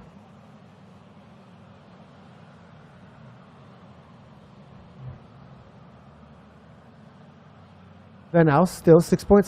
Teugels really turning the screws. Here he comes now at 7 watts per kilogram, 8 watts per 7.8 watts per kilogram, dropping Vasin, dropping Freyet. Can Freyet come across? What is going on? Look behind. There are people everywhere within striking distance, it feels like, because of how slow they are moving. This is crazy. It's all over the place, isn't it? It's absolutely unbelievable. Riders are just in ones. And the only rider that currently has a wheel to sit on is between Kaminsky, Jones, and Panizza is yo-yoing on and off the back of the wheel of Jones right now, along with Paradines. This is absolutely unbelievable. The fact that we've just got riders who are all over this climb, and particularly here as we get towards the top of our finish and up towards the top of the radio tower here, Nathan. And still, this is going to be one of the longest 600 meters of a final, and one of the hardest, brutal. You only have to take a look at the top right-hand corner of the screen when you see those savage red numbers, which are just so incredibly demanding. And you take a look at the speeds as well. You know, we're traveling, I say the riders at 17 kilometers per hour. It's still pretty rapid. Teugels on the attack, catches Van Alsten, continues on, and this is what Leonard Teugels has been looking for. This is the win that we have not seen from him in quite a while. Marked this one on the candle, played it smart, had a teammate come across, catches his teammate in the final meters, and there it is from Leonard Teugels, 7.3 watts per kilogram. It looks like Neil Freyet has found his kryptonite, been so dominant so far in the Zwift Games in the second half of the season for Elite Racing on Zwift. But today, Freyet cannot do the impossible. He came across, was dropped now. Vasin, the instigator, over and over again, tried to take out the duo that was Abus Synergy, but unable to do so, as Teugels and Van Alst are going to go 1-2, it looks like, with a full 16-second gap back to the next two riders. This is absolutely fantastic for Abus Synergy. What a team performance. The fact that by the looks of things, they're also going to seal the deal with a second place in the overall rankings with Jasper Paradines, but they're going to take first and second on the final round here in the Zwift World Series. And Teugels is going to take it out. What a performance from the Belgians. Yeah, great job by Leonard Teugels. And I've said it a couple times now, but I can't emphasize it enough. He's been so dominant in the past. The level changed into this next season, and we haven't seen these kind of results from him. Absolutely massive now, though, to see this from Teugels. And a massive breakthrough ride from his teammate as well. For them to go 1-2 is going to be a huge celebration for them. Great to see Abus Synergy 1-2 onto the day to round out round number 5 of the Zwift World Series. It's going to be Vasin. Big result for him as well, hitting the podium in third place, followed up by Neil Freyet behind him. Wow, Shell Power. What a ride from Shell Power. They're all finishing within just a couple of seconds, though. It all came back together practically, isn't it, Hannah? After all of that, huge gaps, and what an equalizer this course has been. Love this course. Love it. I think that's been a fantastic finale to end the Zwift World Series, to finish with this course, this kind of honest racing where you can't lie your way through this kind of course either. I mean, you have to be physically on top of your game. And of course, we've seen some tactics come into play, but you've got to have the legs. You can't fake this kind of course. And this has been absolutely fantastic to see this racing unfold, but also to see, in the end, how close KL Power and Nicky Hu came to getting into the top 4, top 5 of the final round here. Looking at the overall standings, Martin Maritins in 9th overall. Is he going to hold on to that or not? Where is he out on course? Will he fall down below Zell Power, actually? Is going to be an interesting one, because the rest, almost all of them have finished. Joe Pro has not finished yet, and Martin Mertens has not finished yet, but everybody else on that virtual leaderboard has. So the only things that can happen here now are those other two could move around a little bit on the leaderboards. We take a look at Mikel Plantero making his way into 12th place. Is going to be about 2 minutes back from the race winner. Daniel Turek behind him, with Ruben Dant now making a little bit of a go for a 13th place overall. Uses a drafting power-up to come by with a sprint. Turek now has a second kick, though. Turek jumps up into 8 watts per kilogram, 9 watts per kilogram, trying to match, but matching too late, as Ruben Dant, the Belgium, is going to take down 13th place as he rolls away from Turek. Turek now backing off, and both of them probably giving a sigh of relief, saying, okay, this is where you get to those moments where there was nothing left, and you're like, fine, and you're just happy almost that you don't have to push anymore because there's nothing left because of how difficult it actually is, as Dant rolls across, followed by Turek. You can hear the sigh of relief crossing that line. This is a good one for Orr. Jonathan Orr has found himself over and over again in a threshold effort off the front of Zwift races on the flats. And I think this is kind of what he's been looking for is, look, I got a good threshold and I need to show up. Martin Mertens solidifying, it looks like, his 9th place overall. Nice job by him. But great to see from Jonathan Orr. That's a massive ride from the RWB rider, actually. A top 15 amongst this crew really is a standout, because in the past, I think he would have been marked as somebody outside the top 20 to 30, and now he's put himself into the conversation with some of the really big names in the elite scene of racing. Yeah, definitely. Kirk Meyer crossing the line, just coming up to the top, the rider for Movistar in this blue jersey. Gjelnes, the Norwegian, he crosses the line. 3 minutes 35 in arrears. Arne Jacobs, likewise, his teammate, his Dutch teammate.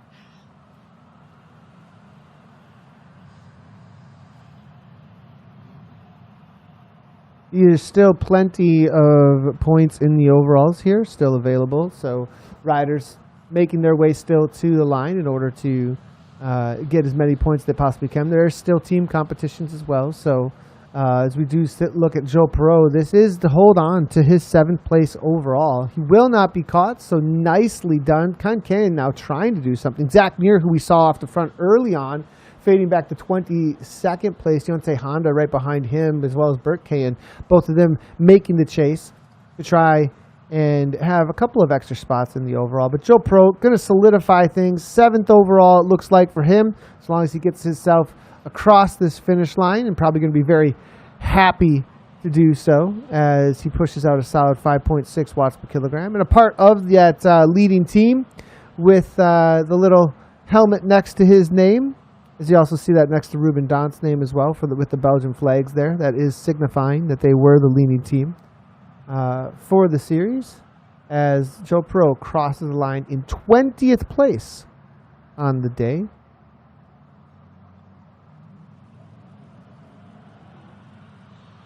Well, as we take a look here at the upper slopes, I remember when this was first launched. It was one of the coolest places. We did a ton of races actually up to the top of there when it was first launched, because everyone was so exciting to actually have some great climbing. It was a conversation as to whether or not it would be popular. Well, I think it turned out being so. There's Leonard Teugels, though, at the top, and 1 hour and 15, outdoing my prediction by 5 minutes.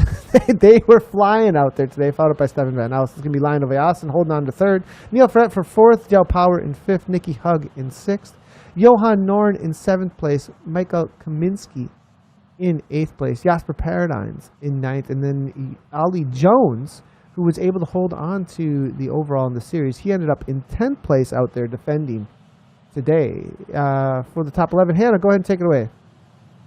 Yeah, Panizza, the Italian, 55 seconds in a race, picking up 65 points. It was Mikel Plantero, the Frenchman, who took 12th, with Ruben Dant in 13th to add another Belgian into the top 13. Daniel Turek in 14th, 2 minutes 40 in arrears.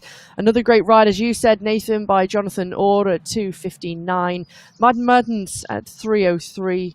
Good ride from the German. Stefan Kirkmeyer at 3:27. Helve Gernes at 3:35. Arne Jacobs just making it inside the 4-minute marker with Joe Perreault, the Belgian rider, rounding out the top 20 at 4:55. And don't forget, of course, he was one of those riders who was in the podium position overall. He loses some points, of course, after that ride, but nevertheless, a real top performance from Avis Synergy. And I think they can all go away. The Belgians can all come away from this 5th round here in the Zwift World Series, Nathan, absolutely ecstatic. Yeah, they've really shown that they are a team to be reckoned with, because over the last 2 to 3 years, they've become a really serious force. Up front, when they first launched and were figuring out who to recruit and where, and they had a couple of standout riders, but they've rounded out that roster to just be a force to be reckoned with, no matter what kind of course that you're on. They've got one of the best sprinters in the world. They've got some of the best all-arounders, and as we just saw, they have on the day the best climber in the world on the day. So really well done to Avis Synergy. Sounds like we're going to talk to the winner today from Avis Synergy, actually, Leonard Teugels. I know Leonard, I think, was really aiming at this one. Leonard, can you hear me okay? Yeah, I hear you. Awesome. Well, what I want to know is if this one was marked on the calendar specifically for getting a win like this, because it's been a little while since we've seen you in the top spot at the elite level. And just like, how does that feel, and what was the goal out here today? Yeah, the last weeks it was sometimes difficult with my road program to really be in top shape on a race. I remember doing 2 Zwift games just after a road race of 200k, so I was in a couple times not in my best shape. Today I had 2 days to recover from a road race, so that certainly made a big difference. But for me, it also made the stress on my person high, because it had to happen now, but okay, it did. What did you think about the initial attacks? We saw Hexagon going off the front right from the get-go. We saw Hayden Pucker and Zach Muir making moves. I did see you look to go across a little bit. Was there a moment of hesitation to think, wait, there's a lot of climbing coming, I think this is actually coming back? Or were there alarm bells going off? And what was the team conversation in the team car at that point? It was actually the opposite, just because it's such a hard race. You don't want to burn matches too late neither, because once they are gone, it's only uphill, so you need to close the gap anyway. So I was actually thinking to join, but then suddenly there was a gap and I decided to sit up. It was still far, of course. And then I was a bit surprised we got a gap quite early on the climb. But on the second climb, I felt why that was. It was because we rode fast. The second climb, I don't know what happened, but I was kind of struggling. The grade, really, I don't like it. Also because of the descent. 2 times I got dropped in the descent. But the third climb, I felt fine again. So, yeah, job done. So when you and Vasin got a gap, did you think that was the day? And then was the plan for Van Els to come across? I mean, that was an amazing effort by Stefan, really. And then tell me a little bit about how that happened, and what was happening in the team there. And then once he was there, what were the tactics up front after you had a teammate with you? Yeah, that Stefan joined was actually perfect, because I saw that the group behind kind of stayed together. So if they stay together in the descent, they can make up really a big gap. So it was good that he kind of splitted the group already a bit because of that. Also, the moment he was between, I didn't have to pull anymore. So I think Stefan did really a big job there in the overall team win also. Did you feel like your team was reserving a lot of energy? Last question quickly here, but did you feel like between the two of you, you were able to reserve a lot, whereas Freyette obviously had to burn a lot of matches to come across, which was an insane move by him. But then also it looked like Vasin was kind of the aggressor on the day. Is that how you felt about that? Yeah, but it's something I also learned from road racing. It's better to always make the first move, because once you wait and you have to make a move to come back, they can make again a move. So it's about being always in control. The fact that I was there with Leo was perfect. The fact that Stefan could bridge was also perfect, and we still had Jasper and Ruben also in the background. So yeah, it was about keeping control all day, and yeah, that makes the difference in the end, I think. Well, amazing job out there. What's next on the race schedule in real life? Coming up pretty soon here. It's quite calm. I have the next race in 10 days in the Ardennes, so a bit of climbing coming up. So it has been well, you got quite ready. a good season. So Perfect preparation. Yeah, it sounds like. Well, congratulations on the win, both to yourself as well as the team. Really great job by you and Avis Synergy. Thank you. Well, awesome to chat with Leonard. Been a little while since we've had conversation with him about a win, so I think he's pretty happy about one. And then trying to do two disciplines at such a high level can be pretty difficult to balance it, can it, Hannah? It can be hard to balance, and as he said already, he's had a pretty busy spring season so far and a lot of racing, and then trying to fit it all in, but also try and recover at one point. And I think he's got a well-deserved 10 days off before his next race in the Ardennes, the Femmes Ardennes Classic. So yeah, good. It was great for him, but I think also sometimes it can complement each other, the fact that you have those two disciplines. And clearly, and we've seen it, it's not the first time we've seen it happen for Lennart Teugels, Nathan, that he has in the past been able to balance those two disciplines very well together, and it's been a success for him too. Well, I think we do have our classification overall winner, Ollie Jones from the Coalition, going to be chatting with us in just a second. We'll be chatting with him in just a second as we look at the table, though. Ollie Jones taking the overall. Nice little gap at 344 points. Jasper Paradines in second. It's going to be Neil Freyette able to secure third. Nikki Hug in fourth. Leonard Vasin slips down 2 places from where he was virtually during the race to fifth. It's going to be Johan Noren in sixth, followed by Joe Perot, Ricardo Paniza, Martin Mertens, and Yel Power. That is the top 10. So, well, I think we do have Ollie on the line with us. So we can jump in with him and have a quick little conversation. Ollie, can you hear me all right? Yep, loud and clear. Awesome. Great to see you. And, well, I want to hear a little bit about what you thought about that race up front and how hard it was, because it looks like it was guns blazing from the get-go. Yeah, that was like a completely different race to the other 4 races in the series. This one had more or less no flat, and what you could see from the other races was there were a lot of inconsistencies, a lot of people that were taking chances, whereas today it was kind of just all about legs and whoever had it. And yeah, it was just about playing my numbers. You know, I knew I had a 7-point advantage to Paradines, and yeah, it was just about controlling those numbers the whole race.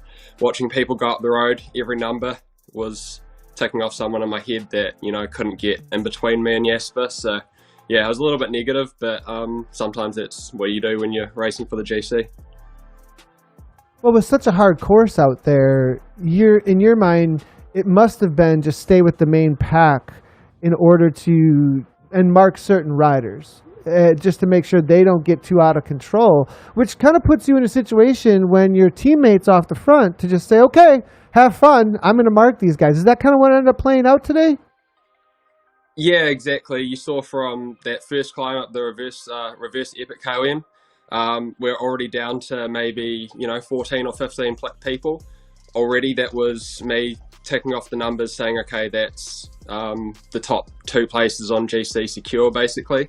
And at that point, it was like, all right, I just have to mark Jasper, know that, okay, I have a 7-point gap on him.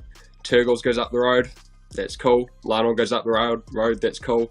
That's only 12 more people, 10 more people, etc. They have to that could possibly get in the gap and fill those 7 spaces. So yeah, at that point, it was just about marking Jasper. And if people were going up the road, then that was his job to try to close if he was going to win GC. So I think it quite quickly went into me having the upper hand on that, and at that point it was just about keeping calm, keeping patient, and just waiting for that last climb up the radio tower.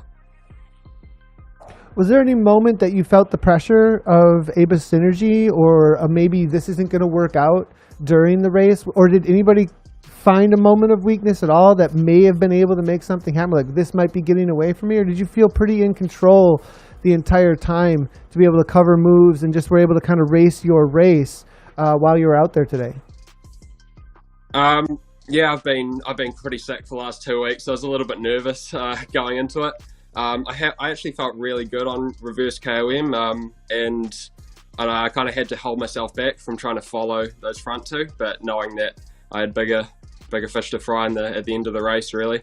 Was definitely under pressure on grade. I'm always under pressure on grade. It's such a steep climb for someone who's, a little bit bigger like I am. It's every one of those percents on the gradient really hurts. And yeah, I did feel the pressure, especially when Stefan was pushing so hard at the bottom in the first section of the grade. I was nervous, thinking that, well, if this is Jasper telling Stefan to go hard here, I might really be in trouble. But I think it was kind of just Stefan going racing for himself at that point. So I was lucky in that regard, but yeah.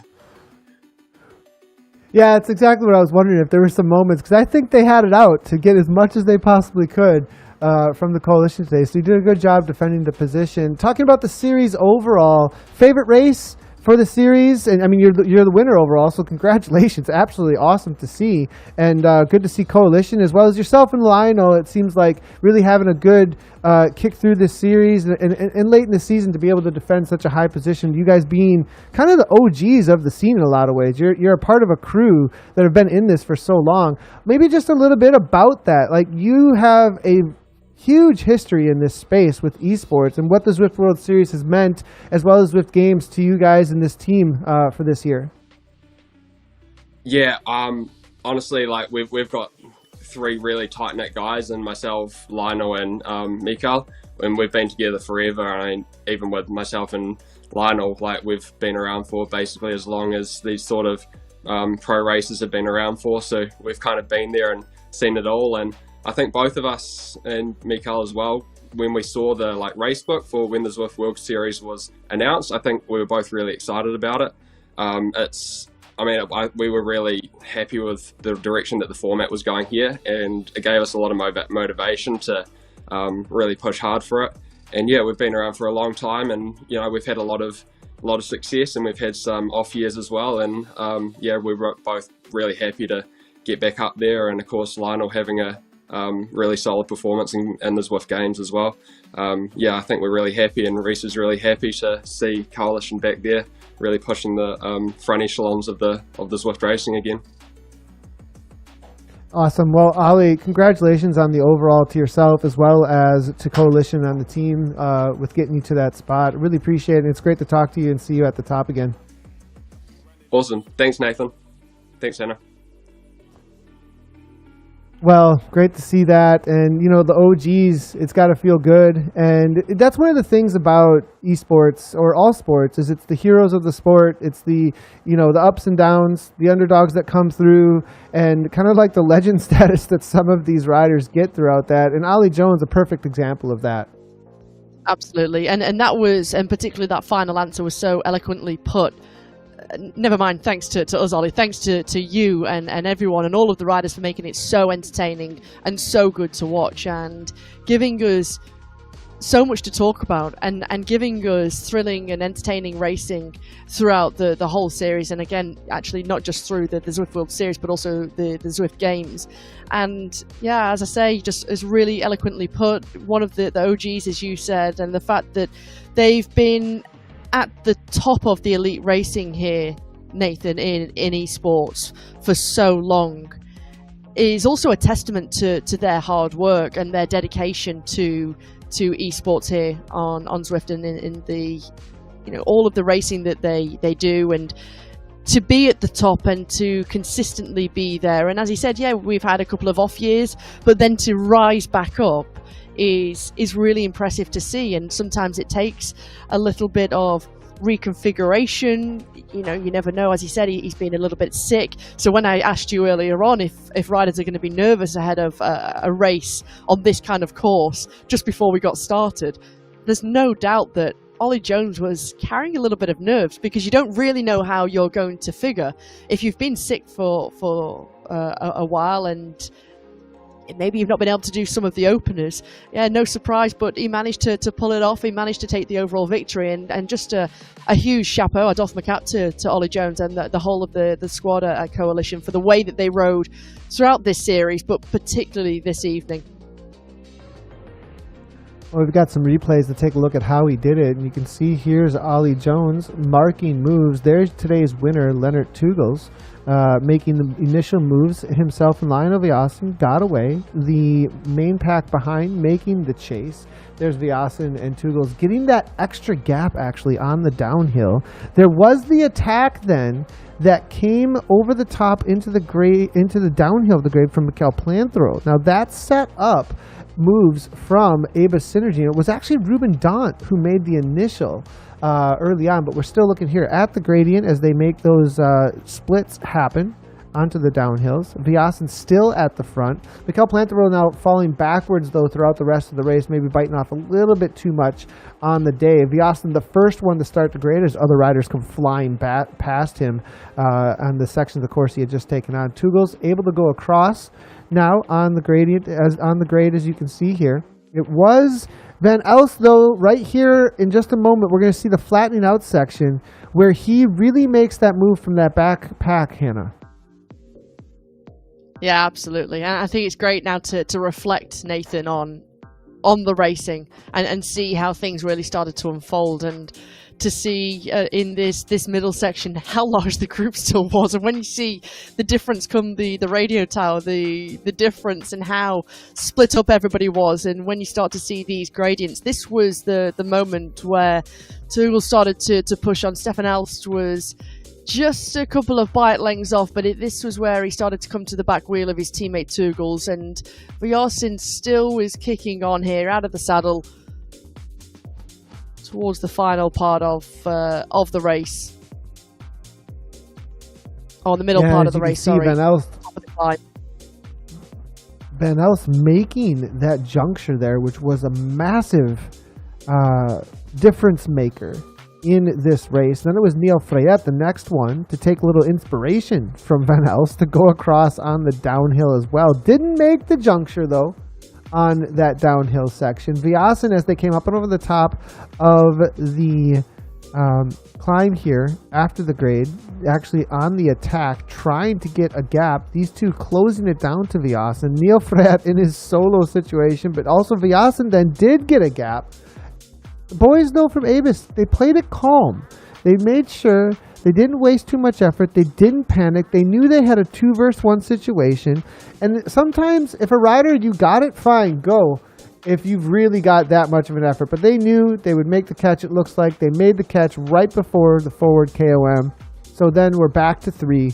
It was Neil Freyet making the catch then on this 3% gradient on the suspension bridge. Amazing job by Freyet, using the draft power up just to get on terms, barely, Hannah. Yeah, totally. And you speak about the riders from Aba Synergy in Van Elst and Teugels, and the fact that they didn't panic. It was that patience, and I do think that it was quite a calculated decision to say, let's not chase immediately, let's bring it back within our own efforts. But I think that also takes experience from the riders and from the sports directors in the year, just to say, don't make that move straight away. It's fine. We can bring back Lionel Vasin, and they did manage to do that. And this was now, you've got the 4 riders into the closing stages. Behind, as they went into the tunnels, things a little bit more fragmented, but still 4 riders in the front and in the lead. I think experience counts for a lot. Insured, though. Nicky Hug had an amazing job by him to drop pretty much, he was the instigator and dropped everybody from that chase group and really put the fire on to try and close things down. Unable to do so. It was Van Elst over the top, though, of the KOM, as he made a little bit of a press. That gave a springboard a little bit for Teugels then to come across, the other two just unable to manage. They had reserved the energy. They knew where the race-winning moves would happen, it seems, as long as they could just manage the effort at the front. The other two, being the more aggressors, I think ended up paying for it in the end. Freya able to get rid of Vasin, though, still with a little bit of a Superman cape left on his back. But Teugels, he's going to be the winner on the day. Yeah, certainly. And even when you take a look at the victory, of course, Teugels taking it ahead of his teammate, the able synergy rider Van Els, two Belgians going 1-2, but Vasin getting the gap and Vasin managing to take third place on the day ahead of Freya. Really, really impressive. And again, I have to say, what an entertaining race. Absolutely fantastic stuff. I think a lot of experience came into the fold, physical ability likewise. But a big chapeau to Teugels and Able Synergy for taking the victory. Yeah, well, for anybody who's just joining us, we just got done watching the men's race. Absolutely amazing Zwift World Series finale for the men, but we're going to do it all over again for the women's race now. We've got some awesome racing taking place. We are out on the same exact course that we just saw with the Power to the Tower. Power to the Tower today, race number 5, 45.3 kilometers with an elevation gain of 1,496 meters. Definitely didn't feel like that much climb with how fast they just did it. And I think the women are going to make us feel similar in just a moment here. This route starts in downtown Watopia, completes 3 ascents up the epic climb in the Zwift Alps 3 times in 3 different directions. Each time the top riders will be, the riders will be awarded with a draft power-up each time they come over the top of these climbs. The first ascent up the reversed epic KOM, then the second is going to be the grade, then the final ascent is going to be up the forward epic KOM, and then all the way up to the radio tower, as you can see the little Zwift World Series logo doing the entirety of the course.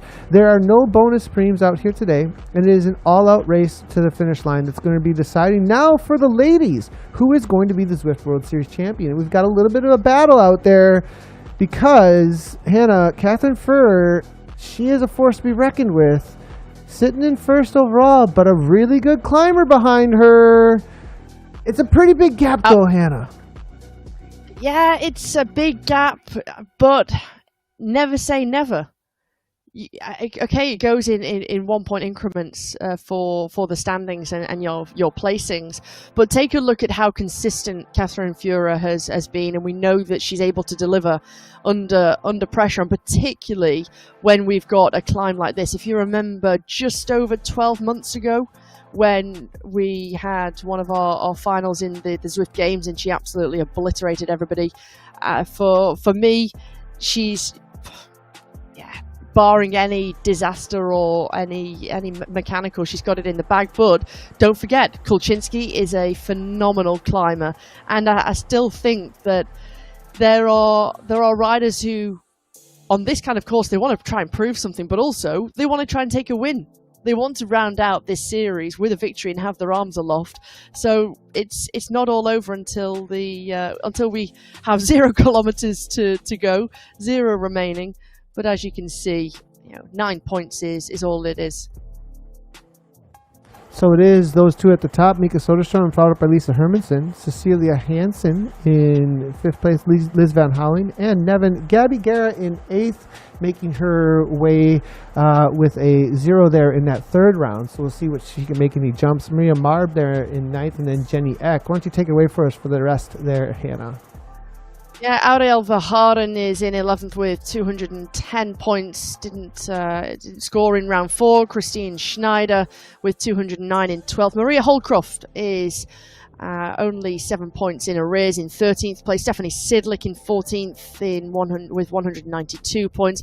Nicole Meyer in 15th, 186 points, with Alice Lethbridge, the great time trialist from Great Britain, in 16th. Roberta Bassoni in 17th with 175 points. Is pretty close in the final 5 riders here, because Charlotte Colclough is on 174 points. I'm excited to see what she can try and do on today's race. Rachel Brown with 169 points, and Sarah London rounds out the top 20 with 165 points.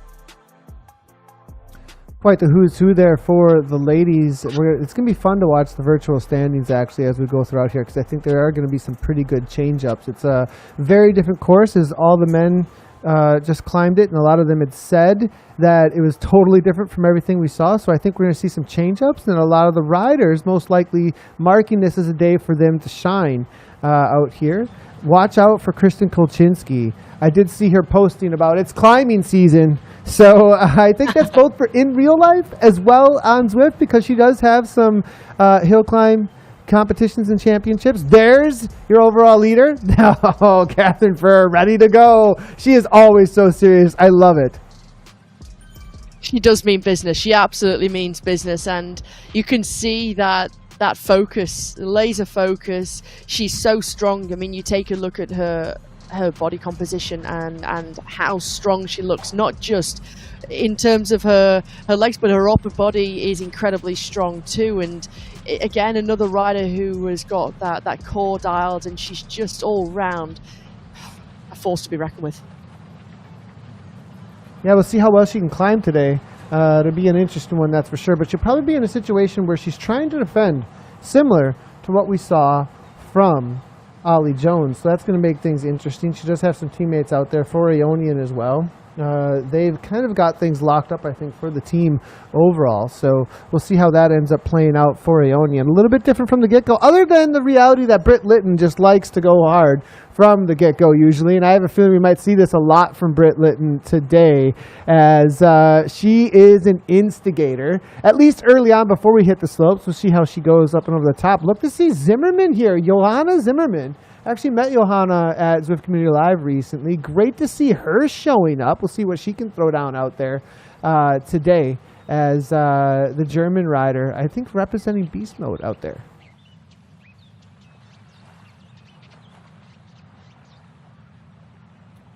Oh, there it is. Predicted. Britt Lytton, 4.3 on the front, making the moves early on, as we usually see from her. Now up into 5.8. Pulling what we saw similar to Hayden Pucker. I wonder if we're going to see any response whatsoever, though, from the pack, knowing what is to come out ahead. She's got a little bit of a gap as Haley Simmons looks to jump on top of that as well. Simmons there riding for Movistar. It is going to be Dijkstra and Hoopstra, both out of the Netherlands. Both cryogen riders looking to get involved in a little bit of a breakaway situation, but Lytton backing off to 3.7 watts per kilogram as Stephanie Sidlick takes on the brunt of the work at the front of the pack. Only 3.8 watts per kilogram, 3.4. Nobody really going anywhere, as it looks like Coalition are going to roll on through this one, and everything's going to be calming right on down. Talking about some of the hitters who are out here today, I'm seeing Merle Bruni, in real life triathlete. She is one of the top. If you're familiar with Zwift racing mainly, Bruni has been, here and there, but this is a course out there today in the Zwift racing world where I think watch out for Merle to really shine. I think that she's going to have the endurance as well as the climbing prowess to maybe have a really good result out there today. I'd also be watching out for Maria Holdcroft, obviously Gabby Guerra, Cecilia Hansen, a really good climber for probably a top 10, I would say. But I think today it's going to be about the Holdcroft, Kolchinski, and Guerra situation is what we may see as we get into the real sets of climbing out here, Hannah. And perhaps it'll come down to, again, pretty tactical in terms of if riders go off the front and they're not directly a huge threat for the overall, Nathan, in the rankings, you could afford to get yourself and slip yourself off the front and to try and go for either a win or definitely a podium. And again, it still does come down to your physical abilities and how good the form is. And again, it's certainly a course that doesn't lie here. So it's a very honest type of race. But very, very different in the way that, and which is great to see, very different in the way that the first part of the race is being raced. 37, 38 kilometers per hour currently as they go through the tunnels and under the water past the fish on the right-hand side. You can see there Aitken and Van Houweling, Hermansen, Rathwell and Hansen at the back all being highlighted. Mika Söderström, we get on board with her in the bottom left. all looking very calm, very relaxed. A really nice, smooth pedaling style for Söderström. 139 beats per minute. I'll be interested to see Mika's ability on the day today. She's won some really big in real life racing on some hard courses, and having the endurance, she's known for a sprinter in this genre of racing, but there's also the reality that she has the endurance in the legs and she can climb pretty well, where that may come through later in the race for her as the race gets longer and longer. What's interesting to me also is the way that the front end of this race is being raced. The ladies just watching the men and how long that race was and what ended up happening at the end of the race, how it all almost kind of came back together on the radio tower. Perhaps that's putting some second guesses on anybody really making some serious moves early on here, Hannah. I think so, but it also depends on how you want to race it. Do you want to use your matches early on? Because I certainly think with what's to come, riders are certainly thinking about how they can save the matches for later, and particularly in the crucial moments. And if you're one of those riders who can really figure and feature later on, and particularly on, let's say, maybe the final climb, or at least the final two climbs, do you want to burn your energy now? In my opinion, probably not. Yeah, that's a great point, actually.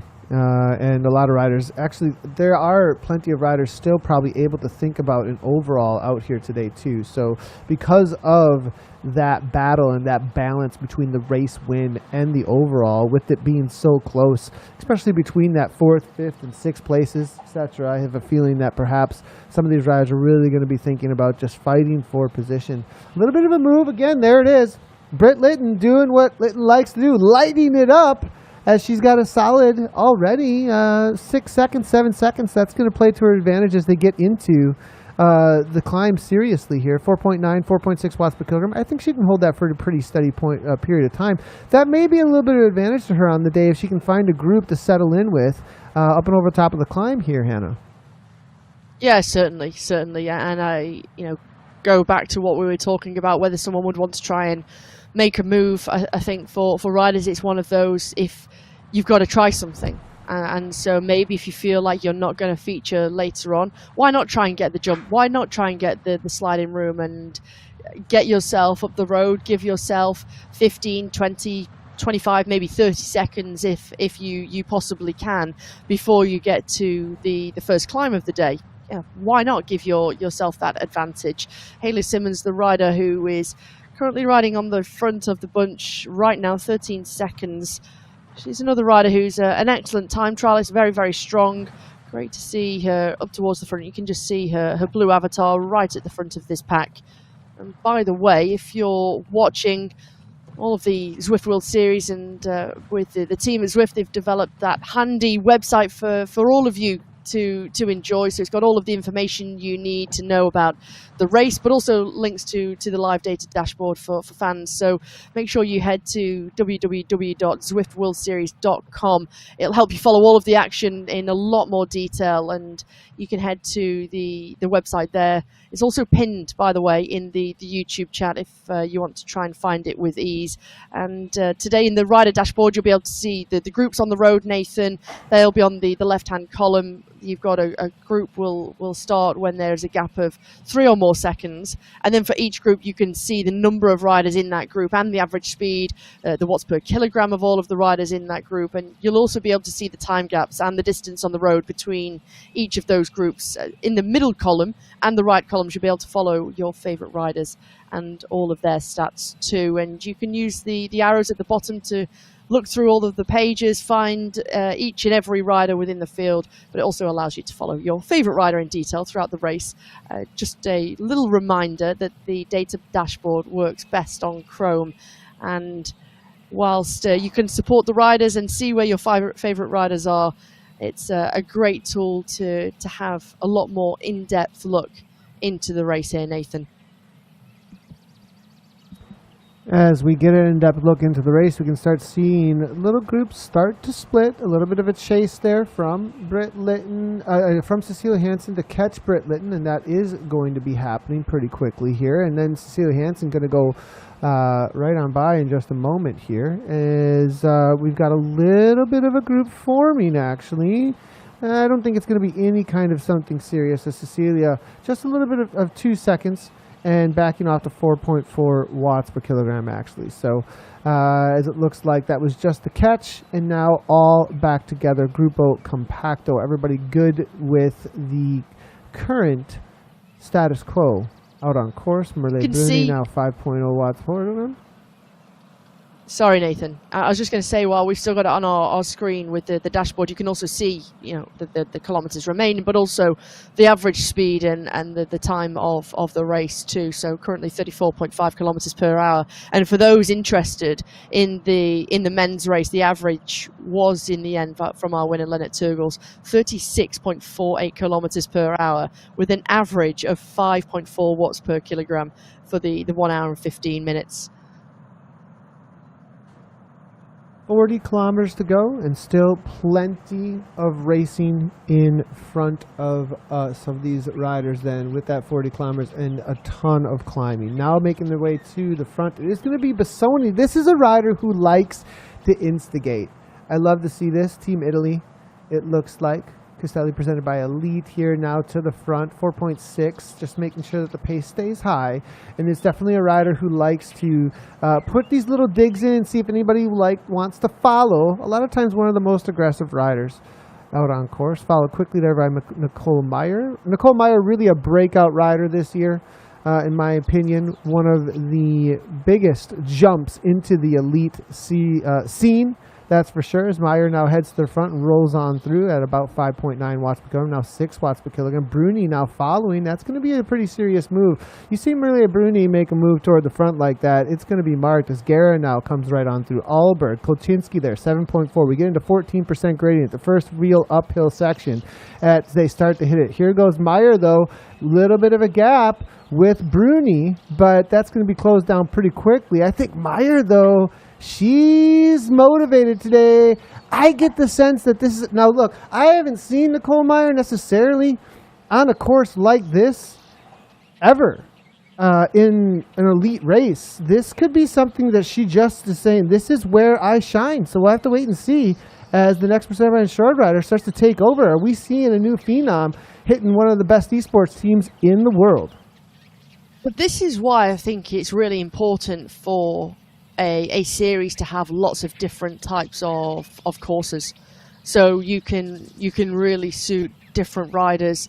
It makes it very dynamic. It keeps the racing open. Everybody, it's horses for courses, or courses for horses, let's say, as well, because you want to try and keep things open, Nathan, and you want to try and give riders the ability to really show themselves. So yeah, it's great to see different riders feature and be able to show their capabilities on a course like this. So again, I think it's brilliant that we've got different courses throughout a series.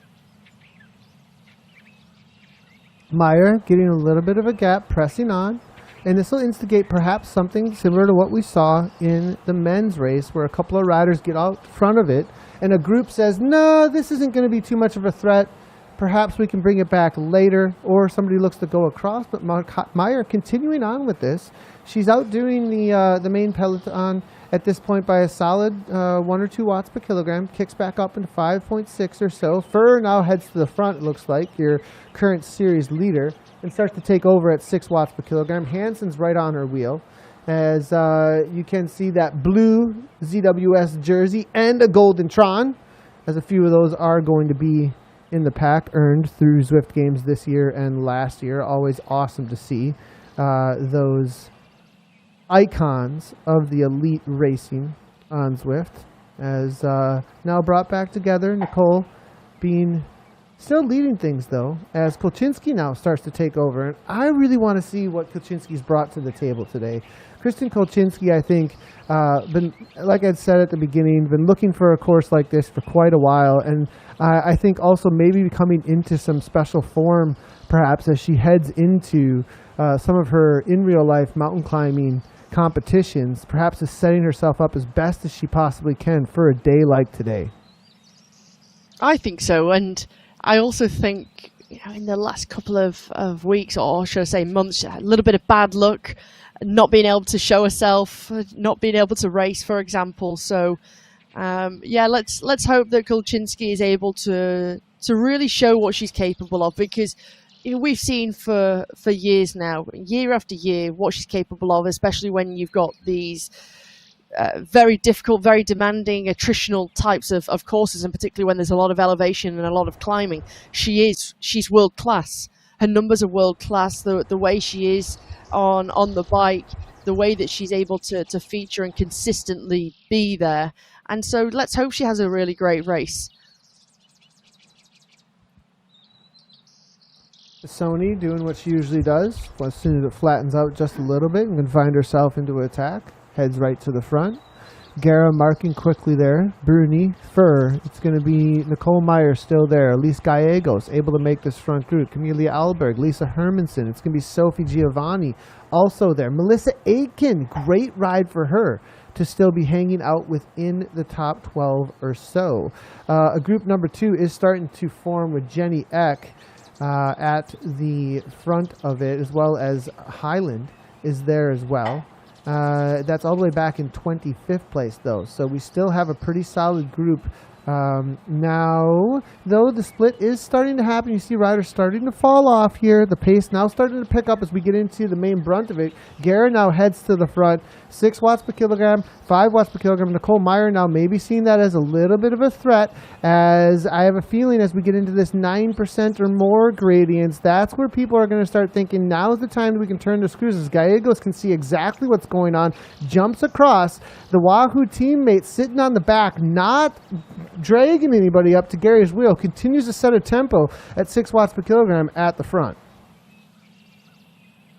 Look at that low cadence, 69 revolutions per minute from Guerra, 181 beats per minute, 5.9 watts per kilogram that she's seemingly looking so comfortable to continue to maintain, and really one of the instigators here of doing the damage, splitting things up, lining things out, and really putting a lot of riders under pressure, and meaning that they just simply can't follow the wheels. We've gone from a group of 15 to now a select group of 8 riders there, or 7 riders. We had talked about at the beginning whether or not Kolchinsky could make up those points. Kolchinsky's within a 4-point distribution right now. It was down to almost 1 point just a second ago, as Fur has dropped off pace. Now, Fur might be playing this really smart, though. Because if Catherine goes way outside herself, she could be caught by half the field. Whereas if she says, I have to race my race and I have to do better than X number in order to get the better of Kolchinsky. The really interesting thing, think about this. Last year in Zwift Games, this was the same situation for Fur to win, but Kolchinsky was the one helping Fur last year. Now on different teams, we have a situation where Kolchinsky is trying to get the better of Fur, who's trying to keep the damage from being done, but is already off the back by 9 seconds. This is going to be a really interesting one out here today, where Kolchinsky can finish and Fur is going to tell the whole story on this GC. And it's not to make comparison, but if you see the way that the men's race was raced, Nathan, there is an opportunity to come back. And so just because we're seeing the time gap go out to 9 seconds, 10 seconds, we've seen riders being able to close a deficit of 30 seconds in the men's. And so, as I say, it's not to make comparison, but it's certainly not all over. And I don't think it's necessarily at this point an indication of, oh, well, maybe Fiora hasn't got the legs today. Maybe she's not on good form. She's not able to do it, and she's not able to defend her overall lead currently in the final round. I do think you're quite right. She's a very clever bike rider. She's very smart, and you never know what her kind of tactic is. Maybe it's to just ride within herself for the first part, and then you can really unleash your power. Guerra back to the front, taking over again after the downhill. A little bit of a panic there for a moment as Holcroft pressed the pace the moment that it started going downhill, and that's going to be Holcroft's key out here today. She does, as we saw in the last race of the Zwift World Series in the Shisha Shakedown, able to keep things very even on the flatter and punchier sections of the climbs. Alberg now falling off, Gallegos falling off, 15 seconds already to Furr as the cream of the crop are rising to the top here today in this Zwift World Series. As Guerra now continues to set a steady tempo at the front. There is the current leader, though, Furr, leading out what is a string of points behind her that she's going to want to defend against. It's an interesting situation. She does have a teammate locked to her wheel. That's Cecilia Hansen from Aeonian. So she's got support with her. That's really interesting to me. That's not a mistake, I don't think. That's on purpose to say, look, I've got support with me. We know what we're doing. We know how we need to take this on. I mean, I think she has a whole crew, actually, of Aeonian riders, most likely. Leonie Harper also there. You see the little helmets. They're the current leading team. Aeonian showed up with a plan today. Now, it's not like she's going to wait up for her teammate at this moment, but if she does have it with the close down gaps or maybe give a position where she needs it, they're going to make that happen, as it's within a 2-point spread right now. Certainly. And I do think you can still use your teammates, and particularly knowing that Hansen is a great climber. Having Leonie Harper, well, she's 4 seconds in arrears currently. She can try and get herself back on. 5 riders in the lead: Holcroft, Bruni, Meyer, Kolczynski and Guerra. 5.5 seconds to Alberg, the Swedish rider. Furr at 17 seconds. Perhaps sensing the danger and thinking, right, well, as the gap's starting to grow and there's such a cohesive group of 5 in the front group, it's time to start to make a move. You know, maybe now is the good opportunity to do so. And she still has them. I mean, she can see them up the road, actually, still. There is that, right? I mean, I do think this is going to continue to go out. They are climbing a little bit harder than Furr can handle for the entirety of the race. Holcroft, though, taking over at the front, interesting enough.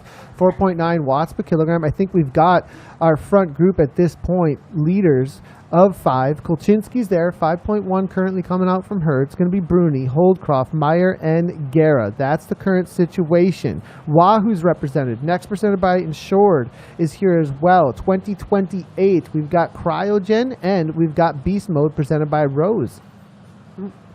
5 different teams, 5 different athletes. No games to be played between them other than that which may be about the GC overall lead on that virtual leaderboard, as Kolczynski, the current reigning U.S. national champion, continues to take over at the front. But now Bruni presses at 5.8, 5.5 from her as we get into the 11% sections of this climb. This is when things get really difficult on this climb, actually, as you're almost done with it, and then it's going to be down the grade and turn around and right back up.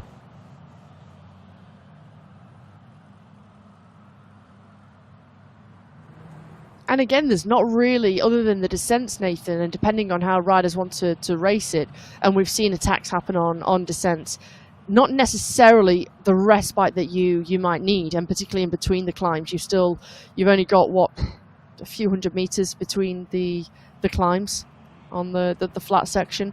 And so if you've gone too deep, and we've seen riders before, Nathan, who've gone into the red, and then they're unable to recover. And once you go into the red zone, it could be game over. True, there's only so many matches to burn. I have a feeling these riders are thinking about exactly that. They are pretty evenly matched between them, and so because of that, it's going to probably come down to what we saw on that radio tower, something similar to that. Whoa, look at this, a little bit of a kick. I'm a little surprised actually to see, though, matches already being burned. Bruni trying to put people on a back foot as she kicks over the top. 185 beats per minute, I believe it is, from Bruni at this moment. Holdcroft covers. Kolczynski's there.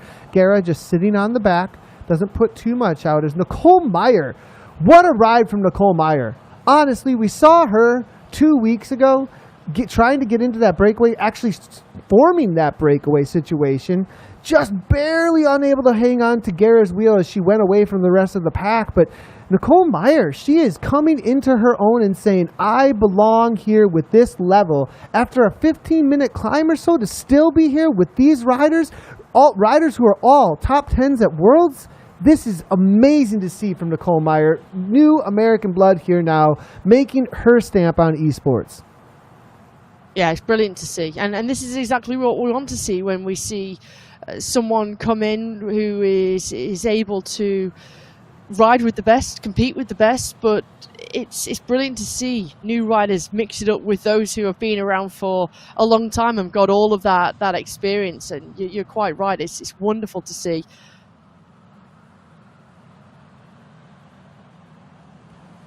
Bruni taking over at the front, looks like, as Meyer sits in second wheel, getting into the super tuck. Alberg just coming over in solo, no woman's land, doing 61 kilometers per hour as she gets into her super tuck. Going to be a couple rollers coming up here in a second. Actually, Catherine Furr looking to go across, it looks like, as I just saw orange numbers a moment ago on Furr's on the right-hand side. So it looks like Catherine Furr looking to chase down Alberg. That's going to put her in a really good position, actually, to defend her GC overall. We still got quite the story to tell between everybody, though, out there today. Currently, Catherine Furr at 366 on the virtual overall. Kolchinski, she's fluctuating between 363 and 361 at this moment. So it definitely can still be done. Some of it is out of Kristen Kolchinski's control. A little bit of that is. Whether or not Furr makes the catch on Alberg, whether or not she can get the better of her, whether or not anybody's able to catch Catherine Furr is also going to be out of Kristen Kolchinski's control. What is within her control is the best absolute placing that she can get in that front group. And she's got the first leg of this race done as far as making that front group. She's going to have a plan about what she needs to do to get the best result she possibly can. And she's got that one checked off. Make the front group, be comfortable. She looks like she's within herself. So Kolchinski having exactly the kind of day I think she would want to. Now it looks like here Holdcroft taking over at the front. That's pretty interesting, but it's only 2.9 watts per kilogram, actually. It isn't any kind of a serious move. So it looks like they're all setting up for the downhill on the grade. Now, will we see a Michael Plantero-like situation that we saw in the men's race, where there's an attack on the downhill from riders who know they can gain more speed in a super tuck and maybe try and get away? Looking at Miki Soderstrom, definitely defending right now her third place overall. So nice one. Very, very nice one. For anyone who wasn't perhaps watching the men's race, Nathan, and they're just joining for the women's race here, and I know you touched on the speeds and how important it was to maintain a high speed and how that also makes a huge difference. Maybe just touch on that again for those who've just joined. Yeah, it's a really good point, actually. Speed is, we had talked about in the men's race in sections where the terrain matters so much in the virtual world. You really can gain so much just from pedaling at the right times or not pedaling at other times, because a lot of times just think about it, the virtual world, because they just see the watts and they see speed produced when watts are produced, and they just correlate watts go up, speed goes up. That's true to a certain point, but there's limitations about how many watts you can actually do. So there's an efficiency factor that ends up being in there, where if you're really efficient about when you use the power that you do have and bursts of power at the right times, you can get so much more speed than even if you had a higher average watts. So there's definitely a terrain, knowing how it's going to interact with your avatar, carrying speed, and being able to do that as smartly as you possibly can in order to get the biggest advantage on your opponents. So Merle Bruni now making her way to the front. Looks like Nicole Meyer maybe on a little bit of attack. Looks like she's going to be one of the ones. There goes Holdcroft, though. Was fully expecting that from her, trying to get a gap on the rest of the pack, as she's one of those riders who's going to have a real good time on the downhill.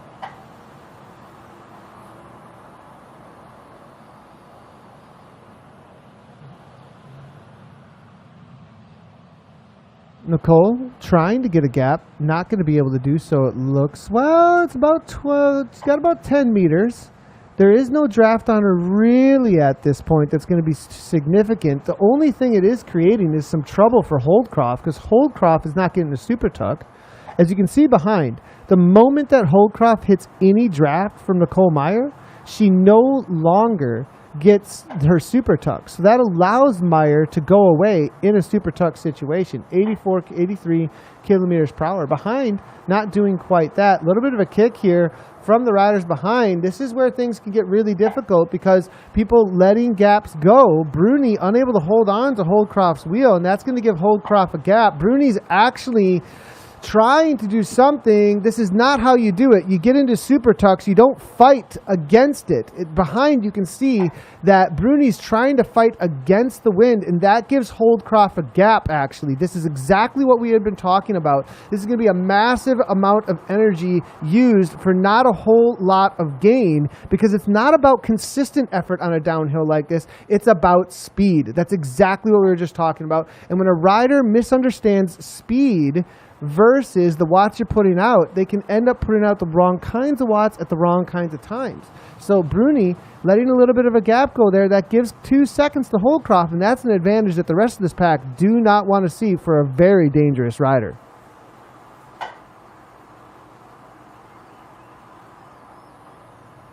It's exactly what you were just talking about, how the descents can make a difference. Just before when I asked you, this is exactly what you were saying, Nathan, of how it can shake things up.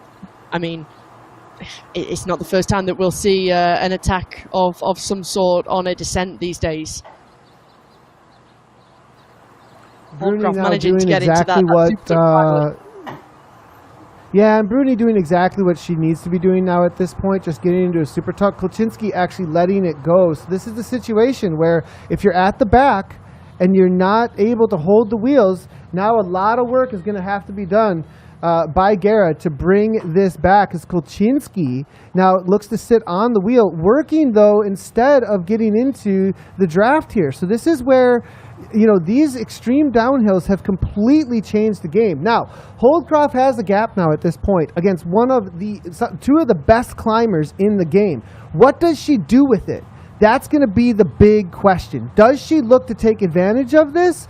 Does she, you know, like staying calm, because this could be a winning moment for Holdcroft, and behind, whether or not the riders behind stay calm and stay within themselves. There's so much going on out on course. So many nerves start going. It gets out of control in a section where you weren't expecting it to get out of control. So all alarm bells are going off now at this point. Who keeps calm and who's able to play their game the way that they need to get the most out of this course? That's what's actually going to win on the day. I'm just going to take it away from the racing momentarily, Nathan, and I didn't get to fully appreciate how beautiful this part of the course is with the in-game graphics and the buildings and the way it looks at the bottom of this climb. Yeah, 100%. You know, this is one of the best sections of the entirety of Watopia, actually. They did a really, really good job with all the artwork here. You know, it's nice that they made it so beautiful, because the reality is it's probably one of the sections where you suffer the most. I don't know if you get the opportunity, actually, to really take it in too much with the reality of what this course is. I'm glad you said that. That's probably why we weren't able to appreciate it in the men's race at least. But yeah, absolutely, it's stunning with all of the butterflies, the flowers, the way that they designed it, just to try and take away from the brutality of these 10% gradients. Well, it looks like Bruni is going to make the catch. Meyer right on her wheel. So Nicole Meyer with a breakthrough ride. Amazing to see, as she is sitting third right now at the highest level in the Zwift World Series. Guerra grabs onto the wheel of Meyer. The question is Guerra going to go right on by, as she's struggling to push past the avatar here? You do have to push past the avatars in order to really get the better of them. Holdcroft continues to set pace at the front at 5.6 watts per kilogram. That's a big boost there for Holdcroft, as she was able to get a massive amount of energy gain essentially for her. Holdcroft able to save matches, able to reserve something here where a lot of other riders had to burn matches on the downhill, do a huge amount of effort, where Holdcroft gets away from everybody on the downhill and completely shatters the group out the back because of that downhill situation we just saw.